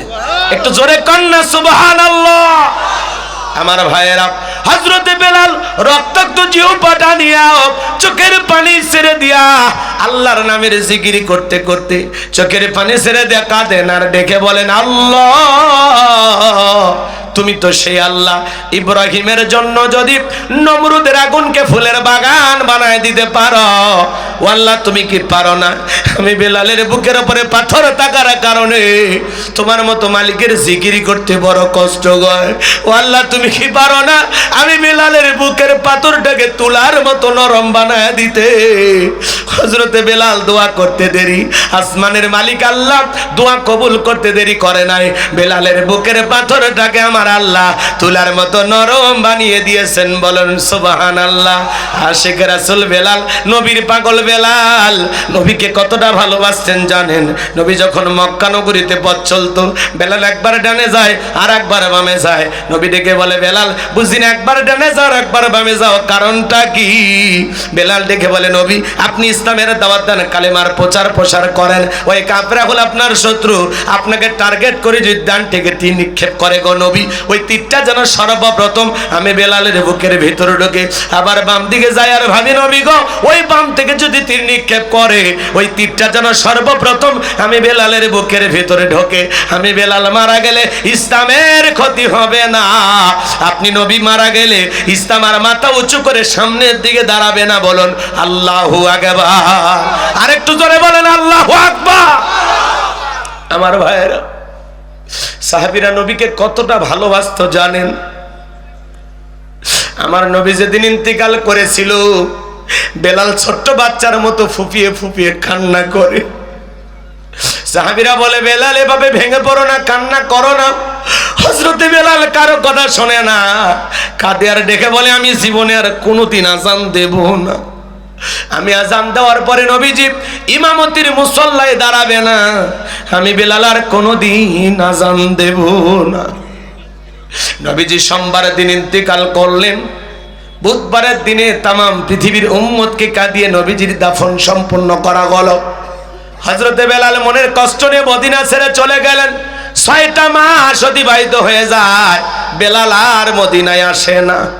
6 মাস পরে নবীজি ঘুমের ঘরে ডাইকা বলে, বেলাল, দূর দূরান্ত থেকে কত মানুষ আইসা আমি নবীর কবরের পাশে দাঁড়ায় সালাম দেয়, আমি নবীর রওজার পাশে দাঁড়াই। এ বেলাল আয় আয়, একবার আইসা আমি নবীকে মদিনায় সালাম দিয়া যা। বেলাল আয় আয়, একবার মদিনায় আয়। হযরতে বেলাল নবীজিকে ঘুমের ঘরে স্বপ্নে দেখার পর আর দেরি করলেন না। পরের দিন পাগলের মতো ছুটে আসলেন মদিনায়। মসজিদে নববীর পাশে রাসূল যেই জায়গায় এখনো শায়িত আছে, বেলাল রাসূলের পবিত্র রওজার পাশে দাঁড়িয়ে আছে। হাজার হাজার সাহাবীরা চলে আসলেন। সবার মুখে একটাই কথা, বেলাল দাও না একবার আজান দাও, কতদিন হলো তোমার কণ্ঠে আজান শুনতে পাই না। বেলাল বলে, না, আমি আজান দেওয়ার পরে নবীজি ইমামতির মুসল্লায় দাঁড়াবে না, আমি বেলাল আর কোনোদিন আজান দেব না। ছোট ছোট বাচ্চারা পর্যন্ত বলে, মা বেলাল আসছে, একটা নজর দেখে আসি। নবীর নাতি হাসান আর হোসাইন, 2টা ভাই এসে বেলালের 2টা হাত ধরেছে। বাজার হোসাইন হাতটা ধরে ডেকে বলে, নানু ভাই, নানাও চলে গেছে, তুমি আমাদেরকে ছেড়ে চলে গেছো, কতদিন হয়ে গেল নানু ভাই, তোমার কণ্ঠে আজান শুনতে পাই না। ও নানা ভাই, দাও না একবার আজান দাও, আমি হোসাইন তোমার আজান শুনতে চাই। হযরতে বেলাল হোসাইনের চেহারার দিকে তাকায়া দেখে, মনে হয় মদিনার নবীর চেহারাটা বাইসা উঠছে। মদিনার নবী মনে হয় ডাইকা বলতেছে, বেলাল একবার আজান দে, আমি নবী কতদিন হয়ে গেল তোর আজান শুনতে পাই না। হযরতে বেলাল যখন হোসাইন হাতটা ধরে নানু ভাই, নানু ভাই বলে ডাক দিয়েছে, বেলাল হোসাইনের অনুরোধ আর ফিরাইতে পারল না। 6 মাস পরে মদিনায় আইসা বেলাল আজান দিতে লাগলেন। বাজার বেলাল আজান দিতে দিতে যখনই বলেছেন আশহাদু আন্না মুহাম্মাদুর রাসূলুল্লাহ, বেলাল অজ্ঞান হয়ে জমিনের উপরে পড়ে গেল। কতটা প্রেম, কতটা ভালোবাসা রাসূলের প্রতি ছিল বেলালের। এ বাজার লম্বা আমি করব না। সেই বেলালের উপরে নির্যাতন, জুলুম, বুকের উপরে পাথর চাপা দেওয়া। নবীজির কানে যখন খবর পৌঁছে গেল, নবী ডেকে বলে, বক্কর, ও আমার বক্কর, বেলালের কষ্টের কথা আমার সহ্য হয় না, যাও যাও তুমি আমার বেলালের জন্য একটা কিছু করো।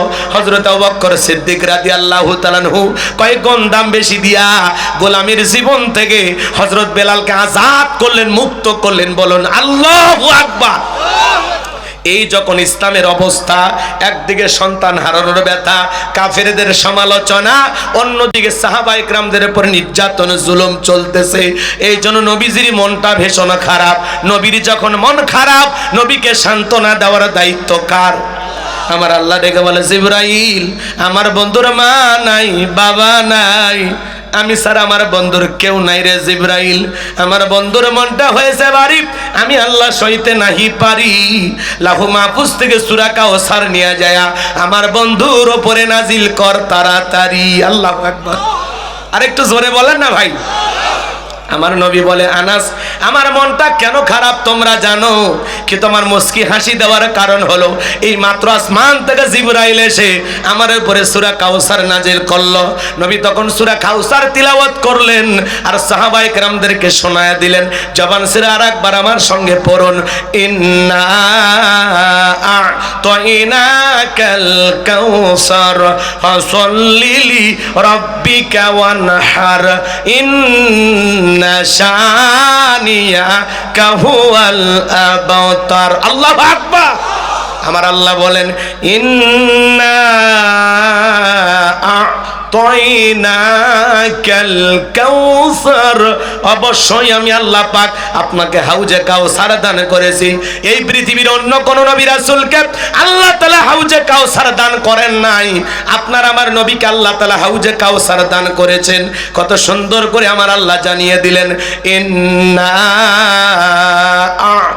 আ'তাইনাকাল কাউসার, নিশ্চয়ই আমি আল্লাহ পাক আপনাকে হাউজে কাউসার দান করেছি। চিৎকার মেরে বলুন সুবহানাল্লাহ। এই হাউজে কাউসারের পানি দুধের মতো সাদা, মধুর চাইতে মিষ্টি, পানির মতো ক্লিয়ার। ওই কঠিন কিয়ামতের ময়দানে যেদিন বিচার দিবস কায়েম হয়ে যাবে, বাজানে চাচা কিসে 11:30 বাজেনি। আচ্ছা, এই সূরা কাউসারের এই সংক্ষিপ্ত তাফসীরটা একটু শেষ করতে দেবেন না? ওটা বসা করেন কে? আধা ঘন্টা 10 মিনিট পরে পেশাব করলে কি হবে? পেশাব জনিত যত রোগ আছে দোয়া করবো আল্লাহ যেন মাফ করে দেয়, ভালো করে দেয়। বেশি পেশাব করি না, এমন ব্যারাম হবি ব্রেক ধরে কাজ হবি না। পেশাবের অজুহাতে ওঠেন কে? রংপুরে ওয়াজ করবে, এক চাচা করছে, বাবা তুমি ওয়াজ করো তো, পেশাব লাগলে লঙ্গিত পেশাব করো। এমন চাচিমা তোর 12টার আগে মাথা উঁচু করবে না, বলছি না? 12টা বাজছে, বাজতে আমি এর মধ্যে হয়ে যাবে ভাই। কয়েকটা মিনিট আমলের কথা শুনবেন না? এই যে কিছুক্ষণ পরে যুবকদের ওয়াজ হবে, একটু বসেন, বলবো তো। লাইন ছাড়া, এটা কি মেশিন? হ্যাঁ, যে সুইচ দিলে এদিক সেদিক হবি? লাইন আছে। যুবকদের ওয়াজ বলার একটা জায়গা আছে, ওই জায়গা যাচ্ছি কেবল। শেষ আয়াতের দিকে যাই, ওটি যুবকের ওয়াজ আছে, যুবতীরও আছে, আবার যারা এখানে সেখানে উকি ঝুঁকি মারে সব ঠিক করে দেবো। হ্যাঁ, খালি একটু অপেক্ষা করেন। এই আর চাচা থামে, চাচা না ভাই মানে এখন মাথা কাজ করছে না, চুপ করে থাকেন, কোনো কথা হবে না। আবার গান হবে, গজল হবে, নাচও হবে, দরকার হয়, বসে। বাপ রে বাপ, রাগ করতেছেন? মাঝে মাঝে দেখেন না কত টুপিওয়ালা চাচা নাচিচ্ছে, নাতনির বিয়ে হুঁশ পায় না, 3 বার বলে হজ করে যাচ্ছে, তাও নাতনির বিয়ে নাগিন নাগিন ড্রেস দিচ্ছে। আর হজ কবুল হসে ভাই, জান্নাতের কোন গেট দিয়ে ঢুকবি?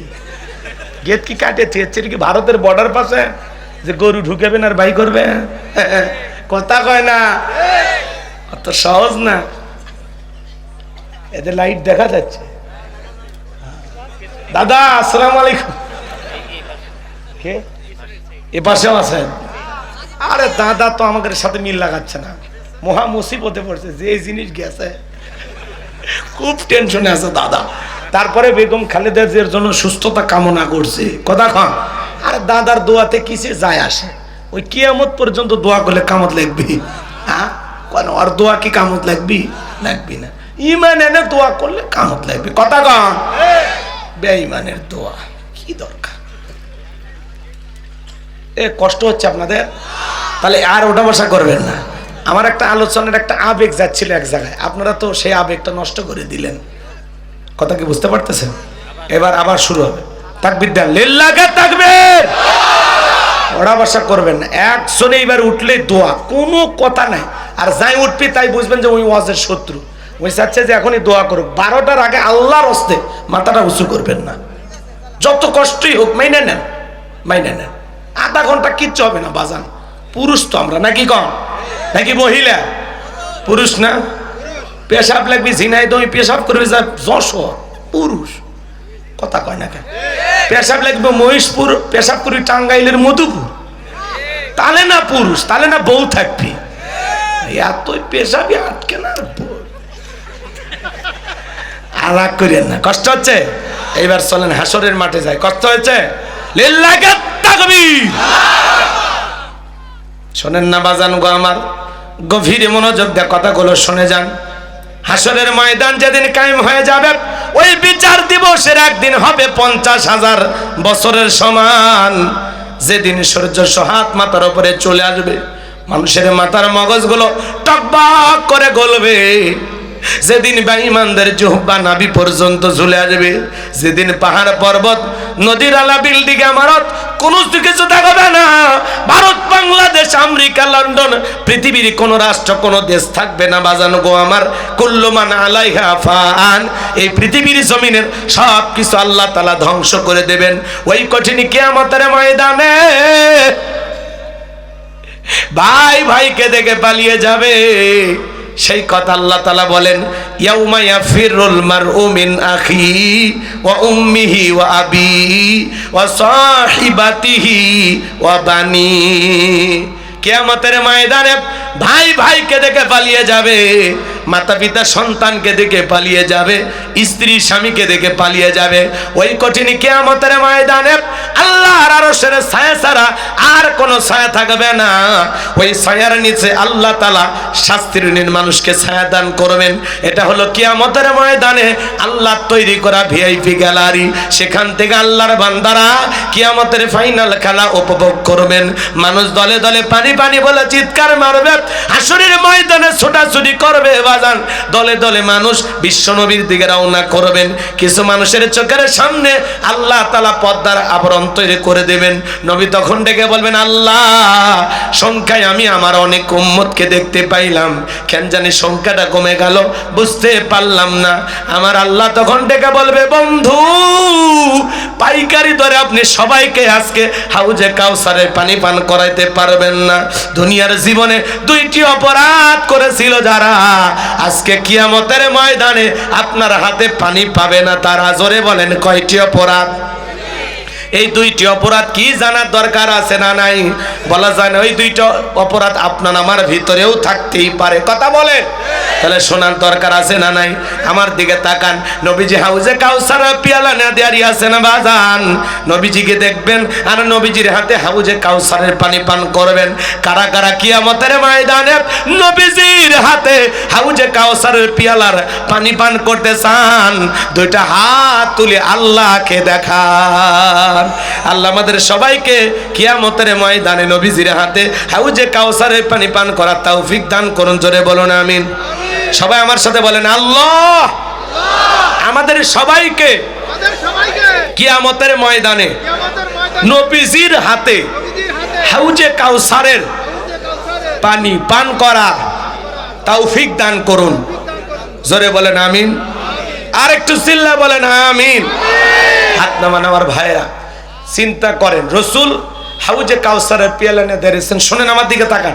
হযরত আবু বকর সিদ্দিক রাদিয়াল্লাহু তাআলা আনহু পিয়ালাগুলো ভরায় দিবেন, মাঝখানে দাঁড়িয়ে থাকবেন হযরত ওমর। হযরত ওমর রসুলের হাতে দেবেন, আর নবীজি তার আদরের উম্মতকে খুঁজে খুঁজে কিয়ামতের ময়দানে হাউজে কাউসারের পানি পান করাবেন। রসুলের হাতে এক পিয়ালা হাউজে কাউসারের পানি যদি পান করতে পারেন, জান্নাতে ঢোকা পর্যন্ত আপনারা তৃষ্ণা লাগবে না, তৃষ্ণা মিটে যাবে। বলুন সুবহানাল্লাহ। এখন পানি চাইলেই কি পাওয়া যাবে? কথা কন। আমি আপনাদের এলাকায় আসলাম, উদাহরণ কথা বোঝানোর জন্য এক্সাম্পল দিচ্ছি। একটা ছেলেকে কিছু চকলেট দিলাম, দিয়ে বললাম, ভাতিজা আমার জন্য এক বোতল পানি আনো, আমি একটু উজু বানাবো। ওই ছেলেটা চকলেট পায় মারছে দৌড়, মাঝখানে আছাড় খায় পড়ে গেছে, হাঁটু ছিলে গেছে, রক্ত বের হয়েছে। এর পরেও বদনা ভরে এই পানি নিয়ে আমার সামনে হাজির। আমি তখন বললাম, বাবা এই পানিটা আনতে গিয়ে তোমার কষ্ট হয়েছে, মাঝখানে আছাড় খায় পড়ে গেছো, ব্যথা পাইছো, রক্ত মনে বের হয়েছে। ওই ছেলেটা তখন বলতেছে, আমি এরকম কত পড়ে যাই, আমার কিছুই হয় না। ওই চকলেটের খুশির কারণে ব্যথাকে ব্যথা মনে হচ্ছে না। কথা বলে ঠিক না আমার ভাইরা? ওই কিয়ামতের কঠিন ময়দানে নবীজির হাতে এক পেলা হাউজে কাউসারের পানি তকদিরে নসিবে ভাগ্যে যদি জুটে যায়, কিয়ামতের কঠিন দিন আপনার কাছে কঠিন মনে হবে না, আল্লাহ সহজ করে দেবেন। নবীজির হাতে এক পেলা হাউজে কাউসারের পানি আর আল্লাহর আরশের নিচে ছায়া যদি ভাগ্যে জুটে যায়, আল্লাহ যদি দয়া করে দেয়, তাহলে আপনি জান্নাতি, আপনার আর কোনো টেনশনই নাই। সুবহানাল্লাহ পকেটে তুলে রাখেন, কাল 9টার পরে ভাবিক নিয়ে সাথে নিয়ে বললেন সুবহানাল্লাহ দেওয়ার জন্য মানে কাতুকুতু দেওয়া লাগে। একটু জোরে কর না সুবহানাল্লাহ। একবার সুবহানাল্লাহ পড়বেন, জান্নাতের বাগানে একটা গাছ লাগানো হয়। ঝিনাইদহের মাটিত বসে জান্নাতে গাছ লাগান, স্যার ঠিক নেই বাবা? তাহলে একটু জোরে কর সুবহানাল্লাহ। এইবার দরদ আর ভালোবাসা নিয়ে আল্লাহ এতগুলো বান্দা সুবহানাল্লাহ বলবে, আল্লাহ গাছ কিন্তু ভালোভাবে লাগাইয়া দিও মালিক। আমরা বিশ্বাস করি, এটা আমাদের বিশ্বাস যে আজকে আমরা মন থেকে সুবহানাল্লাহ পড়বো, তুমি আমাদের জন্য জান্নাতের বাগানে গাছ লাগাইয়া দিও। চিৎকার মেরে বলুন সুবহানাল্লাহ, সুবহানাল্লাহ, সুবহানাল্লাহ। যতবার বলবেন ততবার একটা করে গাছ। একটা তেজি ঘোড়া নিয়ে 100 বছর দৌড়াইলেও এই গাছের ছায়া অতিক্রম করা সম্ভব নয়। 100 বছর দৌড়াইয়া ছায়া অতিক্রম করা যাবে না, গাছ কত বড় চিন্তা করে। কষ্ট হচ্ছে নাকি আপনাদের? আমার ভাইয়েরা এইবার একটু গভীর মনোযোগ দিয়ে কথাগুলো শুনে যান বাজান। হাউজে কাউসারে পানি চাইলে তো পাওয়া যাবে না, কাজ করা লাগবে। ঠান্ডা পানি দেও, ওযু বানায় নামাজ আদায় করা লাগবে। হঠাৎ করে নামাজ পড়া শুরু করলে পুরাতন মুসল্লিরা দেখে আর টিটকারি মারে, ঠাট্টা বিদ্রুপ করে। হ্যাঁ, সূর্য কোন দিক উঠছে? উত্তর পাড়া বাসা থেকে মসজিদে নামাজ পড়বি না 2 দিন পরে ছেড়ে দিবি? 2 দিন পড়বি আর 2 একটু পড়বি, এরকম করে আল্লাহর সাথে তামাশা করিস না। এরকম কিছু মুরব্বী আছে না, অতিরঞ্জিত বোঝে, খুব বেশি বোঝে, বেশি বক বক করে, কথা কর না খায়। এই চাচা, ওই লোক 2 ওয়াক্ত পড়বি না 2 দিন পড়বি, আপনার কোনো সমস্যা? হ্যাঁ, মসজিদে কি জায়গা হচ্ছে না আপনার? আপনার দেহ কি অনেক বড়? তাহলে ওই লোকটা মসজিদে আসছে কেন সমালোচনা করতেছেন? আপনারও দোয়া করেন যে ভাতিজা তুমি মসজিদে আসছো দেখে দিলটা বইরে গেছে, আল্লাহর কাছে দোয়া করি, আল্লাহ তোমাকে যেন 5 ওয়াক্ত সালাত মসজিদে এসে জামাতের সহিত পড়ার তৌফিক দান করেন। দোয়া করেন, ভালোবেসে বুকে টানেন যে ভাতিজা নামাজ পড়তে আসছো, আসরের পরে বাজারে 1 কাপ চা না খেয়ে যাবা না, আজকে তোমার চাচা তোমারে চা খাওয়াবে। কথা কন, ভালোবেসে বুকে টানেন, মিশেন। দুত্তুর করেন কেন? আপনার এই খারাপ ব্যবহারে কথার আঘাতে কষ্ট পাইয়া ওই লোক যদি পরের দিন থেকে মসজিদে না আসে, আল্লাহর কাছে কি জবাব দিবেন? রেডি থাকেন। মুরব্বী হয়েছেন তো ব্যবহার শিখেননি না, তাই বলে চাচা আপনাকে করছি না, এমনি এদিক ওদিক থাকায় রাগ করতেছেন নাকি আপনারা? তাহলে খবরদার, কেউ যদি 2-4 দিন নামাজ পড়া দেখেন তাহলে বুঝবেন হয়তোবা লোকটাকে আল্লাহ হেদায়েত দান করতেছে। ঠিক আছে তো? যুবক বয়সে দাড়ি রাখলে সমালোচনা, কয় এই বয়সে দাড়ি রাখলি?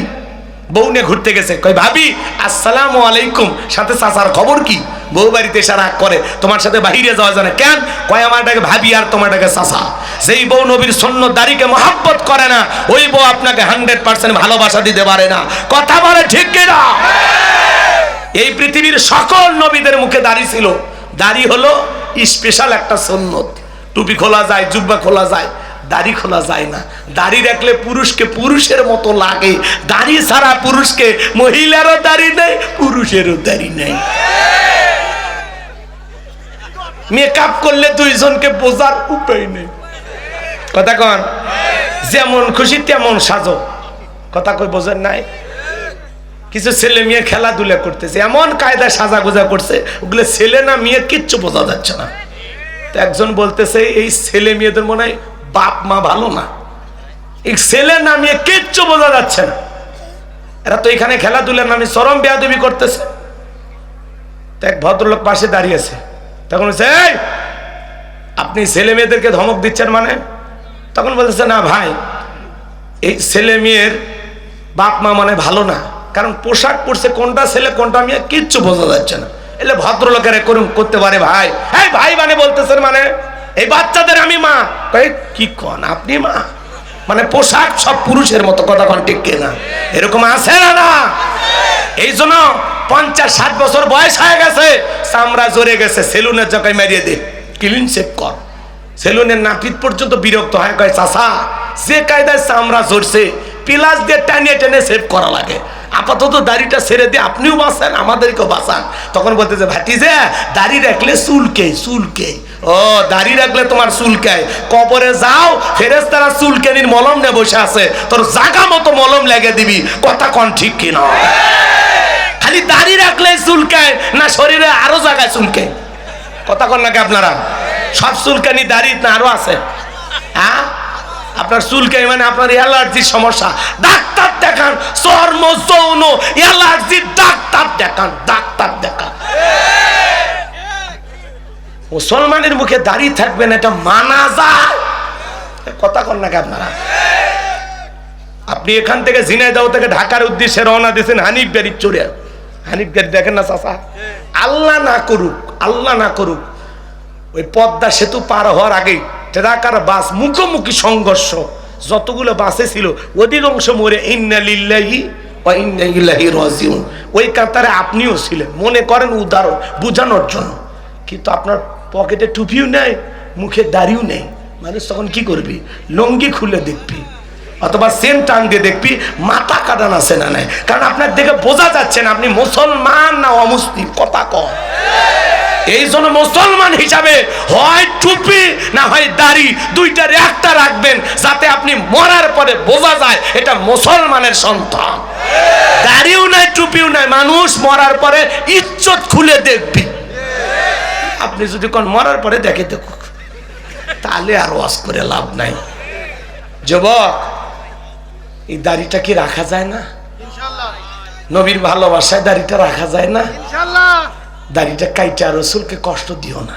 কোন কোন যুবক মুখে দাড়ি নাই, আজকের মাহফিল থেকে ওয়াদা দেয়, হুজুর কথা দিলাম নবীকে ভালোবাসা আপনার এই কথা শুনে আজকে থেকেই আমি পরিবর্তন হয়ে যাব, আর জীবনে কোনোদিন এই দাড়ি কাটবো না, এই দাড়িতে ব্লেড লাগাবো না।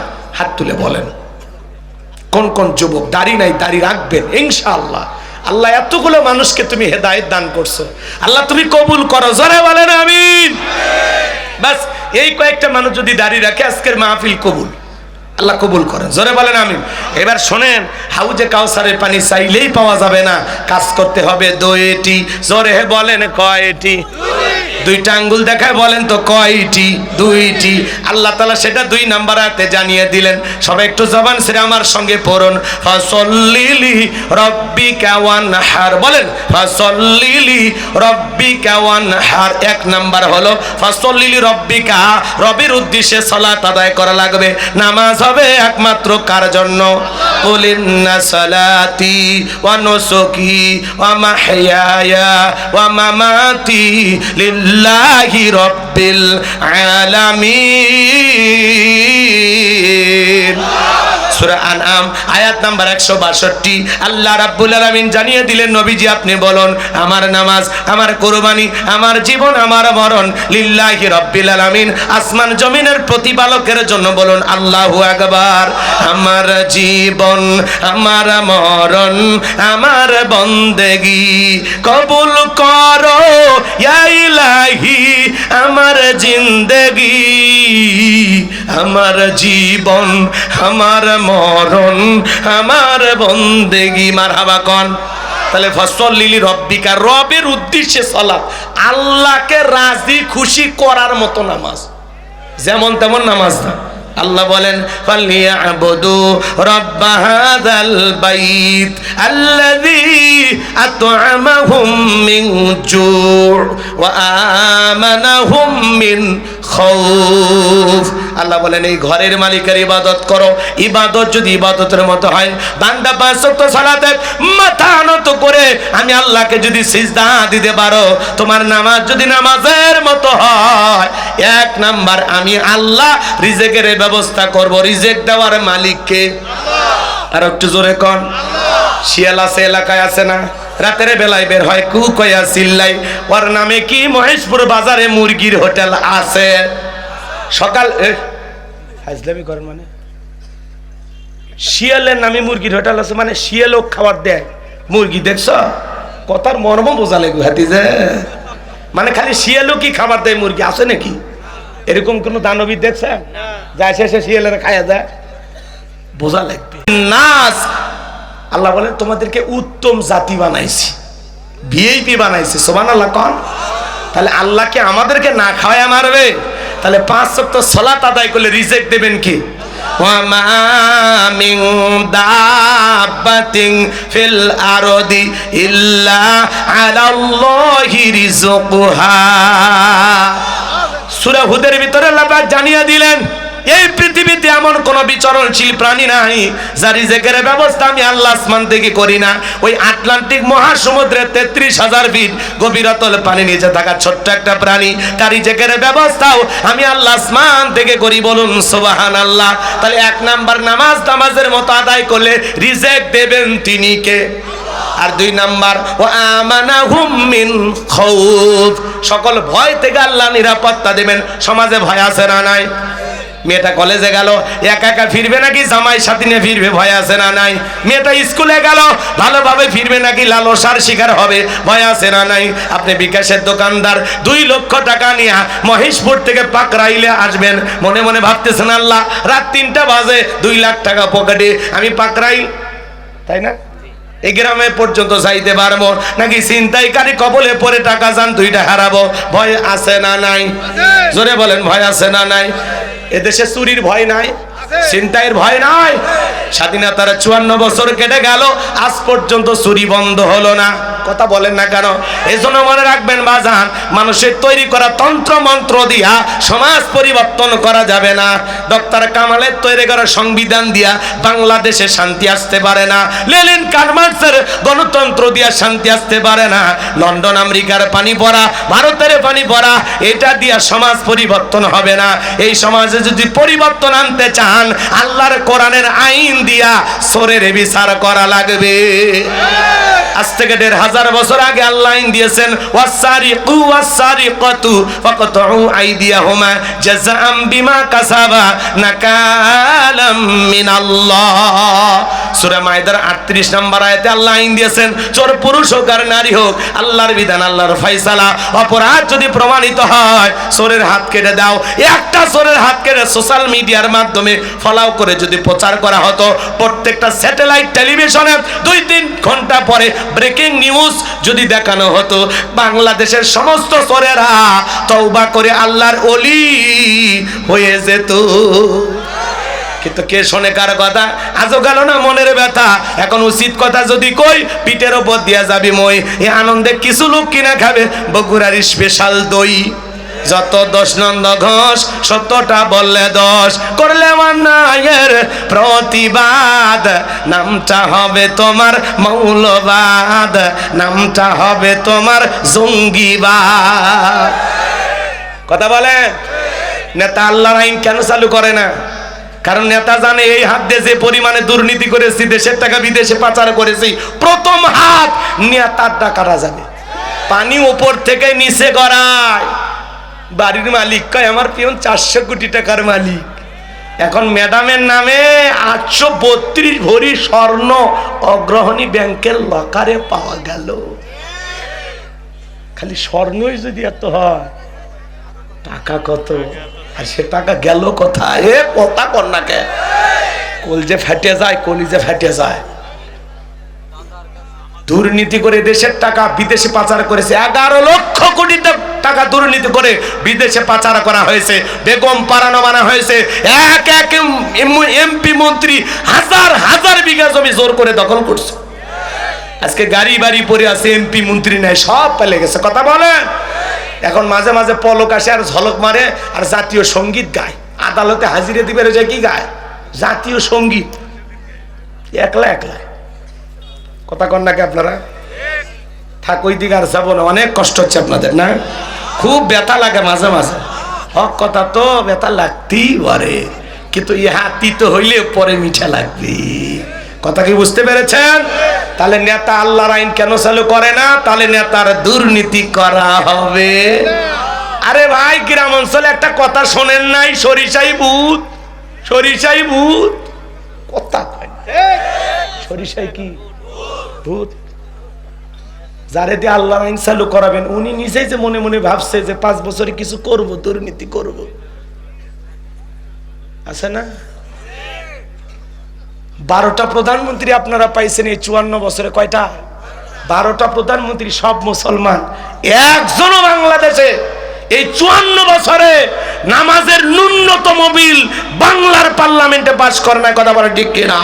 এজন্য পরিষ্কার কথা বলে দিতে চাই, 54 বছরে সবকিছু দেখা শেষ। আগামীতে ইসলামের বাংলাদেশ এই 56,000 ভূখণ্ডে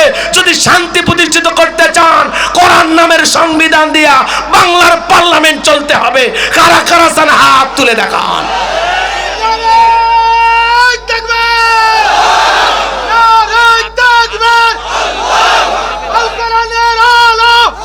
আমার ভাইয়েরা, এই জন্য মানুষের তৈরি করায় ছাতা পাতা আইন দিয়া সমাজে শান্তি আসবে না। সমাজে কোন আইনে শান্তি আসবে? আল্লাহ ১৫০০ বছর আগে বলেছে।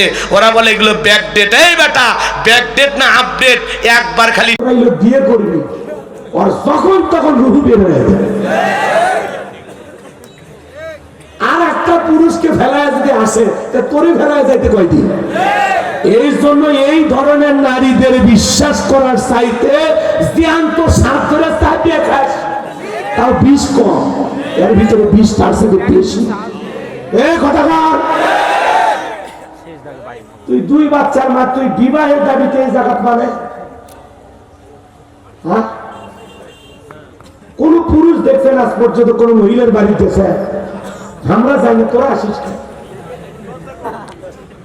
যখন প্রেম করো তখন দুইজনে মজা পাইছে। শয়তানি ফাজদামি বন্ধ করা লাগবে। কথা কার?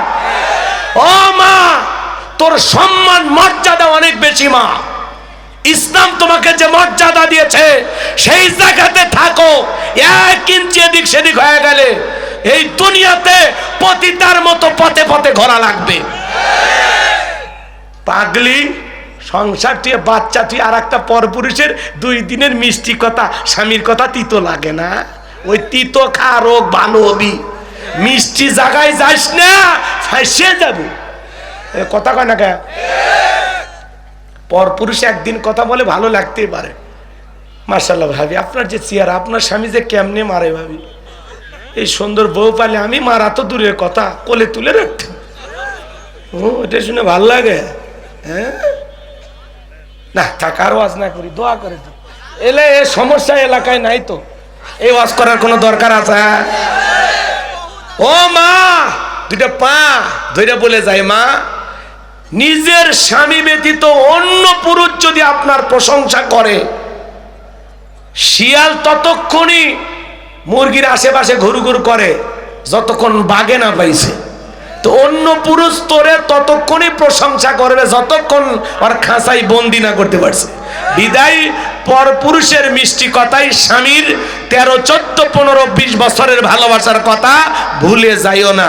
আমার এলাকায় 4 বাচ্চার মা চলে গেছে, ওর জীবনে আছে কি? কথা কয় না কেন? আজকে এগুলো ঘটতেছে। এই পরকীয়ার সমাজটাকে শেষ করলো। বাচ্চা সোনারা, কলিজার টুকরা যুবকেরা, তোদের পা ধরে বলে যায়, বিয়ের আগে কোনো অবৈধ প্রেম ভালোবাসা করা, পিতামাতা পছন্দ করে বিয়ে দেবে যেখানে বরকত আছে, মুরব্বীদের দোয়া আছে যেখানে কল্যাণ আছে, একা মাতদারি করে বিয়ে করো না। তুমি পোলাপান মানুষ, কি বোঝো? 18 বছর 20 বছরই হয়নি, বাড়িতে আছে কয়, আব্বা উত্তরপাড়া লাকিকে আমি কথা দিয়েছি, রাজি থাকলে 1 চাপুন, না হলে 2 চাপুন। পিতামাতা রাজি হয় না, পালিয়ে যা বিয়ে করে। কথা কর না কেন? 3 মাস পরে ভালোবাসা জানলা ভেঙে ফেলে যায়। মা বাবার মনে কষ্ট দিয়া, পিতা মাতাকে অপমানিত কইরা, তাদের চোখের পানি ঝরাইয়া পৃথিবীর কোন সন্তান ভালো থাকতে পারে না, পারে না, পারে না। মা বাবারে কাঁদাইয়া তুই ভালো থাকবি রে বেঈমান, ভাবলি কেমনে? স্বার্থপর পোলা, হ্যাঁ, 2 দিনের পোলা। এখন আব্বা মা কয়, আপনারা কি বোঝেন? আপনারা কি বোঝেন? কারে কি কইতেছে? আছে না নাই? খবরদার যুবক, মা বাবার মনে কষ্ট পায় এমন কোন কাজ তুমি করো না। তুমি যদি তোমার মা বাবাকে কষ্ট দাও, তোমার সন্তানও তোমাকে কষ্ট দেবে। ডায়েরিতে লিখে রাখো। মা বাবার সাথে ভালো ব্যবহার করবা, তোমার সন্তানও ভালো ব্যবহার করবে। তাদেরকে কাঁদাইলে তোর সন্তান একদিন তোরে কাঁদাইয়া ভাসাইয়া দেবে। আল্লাহ হেদায়েত দান করে। আরে যে টিকটকের নিশা আর একটা আছে না, যাক আর কষ্ট না দি। হ্যাঁ, টিকটক আছে না, নারী পুরুষ টিকটক করে। যার বউ টিকটক ভিডিও করে, আর বউ তো সেলিব্রিটি, ওই স্বামীর উচিত বইয়ের পা ধুয়ে পানি খাওয়া। এই নিজের বউ অঙ্গভঙ্গি করে নিজের শরীরটা পর পুরুষকে দেখায়, ইউটিউব ইন্টারনেটের মাধ্যমে মানুষকে দেখায়। হ্যাঁ, খালি খারাপ মানে ওর রুচি নেই, আর মাথাত কুত্তে পেশাব করে দিয়েছে। বউ হলো পাবলিসিটি করার জিনিস না, বউ হলো পার্সোনাল জিনিস। বউ আলগা করে দেখানোর জিনিস না, বউ হলো ঢাকে রাখার জিনিস। আমার বউ আমি দেখব, আমার বউ একান্তই আমার। আর যারা বউয়ের ছবি ফেসবুকে ছাড়ে, বউকে টিকটক করতে দেয়, হাটে বাজারে বেঢং ভাবে যাইতে দেয়, ওই মনে করে বউ আমার, হক সবার। কথা কন। আপনার বউকে দেখে যদি কেউ মনে মনে ওই রকম চিন্তা করে, জিনা করলে যে গুনাহ, স্বামী স্ত্রী দুইজনের আমল নামাইবে একই গুনাহ। নারীদের পা থেকে মাথা পর্যন্ত আকর্ষণ, পা দেখেও ভালো লাগতে পারে। এ কথা কয় না কা? এজন্য মা বোনদেরকে বলে জানা, পা মুজা লাগাইয়া, হাত মুজা লাগাইয়া, ঢিলা ঢালা বোরকা পইরা, কালো বোরকা, ওই লেজ লাগায় চুমকি ঝুমকি এম্বুটারি কইরা সাজ সজের ওই বোরকা পরার দরকার আছে? এমনি থ্রি পিস পরে ঘর।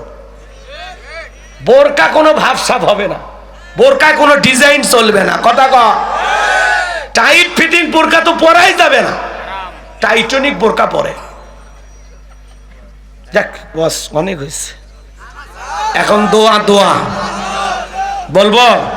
ও দেশে টিকটক আসিয়া সব গেল বাসিয়া, সিদ্দিক সোরা নায়ক হইছে আইডি খুলিয়া, হিরো আলম নায়ক হইছে আইডি খুলিয়া। এই মোবাইলে হাই কি জাদু আছে ভাই, পোলা পান বুঝাছে, পড়ালেখা তুইলা রাখছে সপ্তম আকাশে।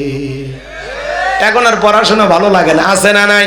আমার ভাইয়েরা, ওয়ালিদ বিন মুগিরার মা যে কথা বলতেছিল, বাবা রে তোর বাবা ব্যবসা বাণিজ্যের কাজে এতটাই বাইরে থাকতো, আমার সময় দিত না। বাড়ির আশেপাশে তোর চাচা ঘুরঘুর করতেছিল, তারে দিয়ে ভালোবাসা বিনিময় করেছিলাম, তার ফলে তোর জন্ম হয়েছে। নবী যে তথ্য দিয়েছে 100% সত্য। এ পোলাপানে, তোদের জন্য এই কথাগুলো বললাম, কষ্ট পাইছো? এটা গাজীপুরের ছেলে দেখলা না? গাজীপুরের শ্রীপুরের একটা ছেলে মারে ইটা দিয়ে থেতলে পা ফেটে ফেলে দিছে, দেখছো? নিউজ কিন্তু হয়েছে আজকে। হায় হায়, নেশা করে একটা ছেলে নেশা করে আসে মারে পিটাইয়া পিটাইয়া পাও থেতলে করে ফেলে দিছে। তখন ওই মা এলাকার মানুষকে বিচার দিছে, মানুষ চিৎকার মারে মায়ের আহাজারি শুনে আসছে, আসে ওই ছেলেটারে গর্ত ঘুরিয়া এইরকম করে পুঁতে রাখছে, আর দিয়ে লেখে রাখছে এই ছেলেটা মাকে কি করছে। কথা কয় না? এই ছেলে মাকে মেরেছে, এই ছেলেটা মাকে নির্যাতন করেছে, এই ছেলেটা মাকে কষ্ট দিয়েছে। এই কথাগুলো সাইটে লেখা আছে, চতুর্দিকে মানুষ আসছে ভিডিও করতেছে। যুবক, এটা তো এলাকাবাসীর শাস্তি, আল্লাহর শাস্তি আরো কত কঠিন হতে পারে।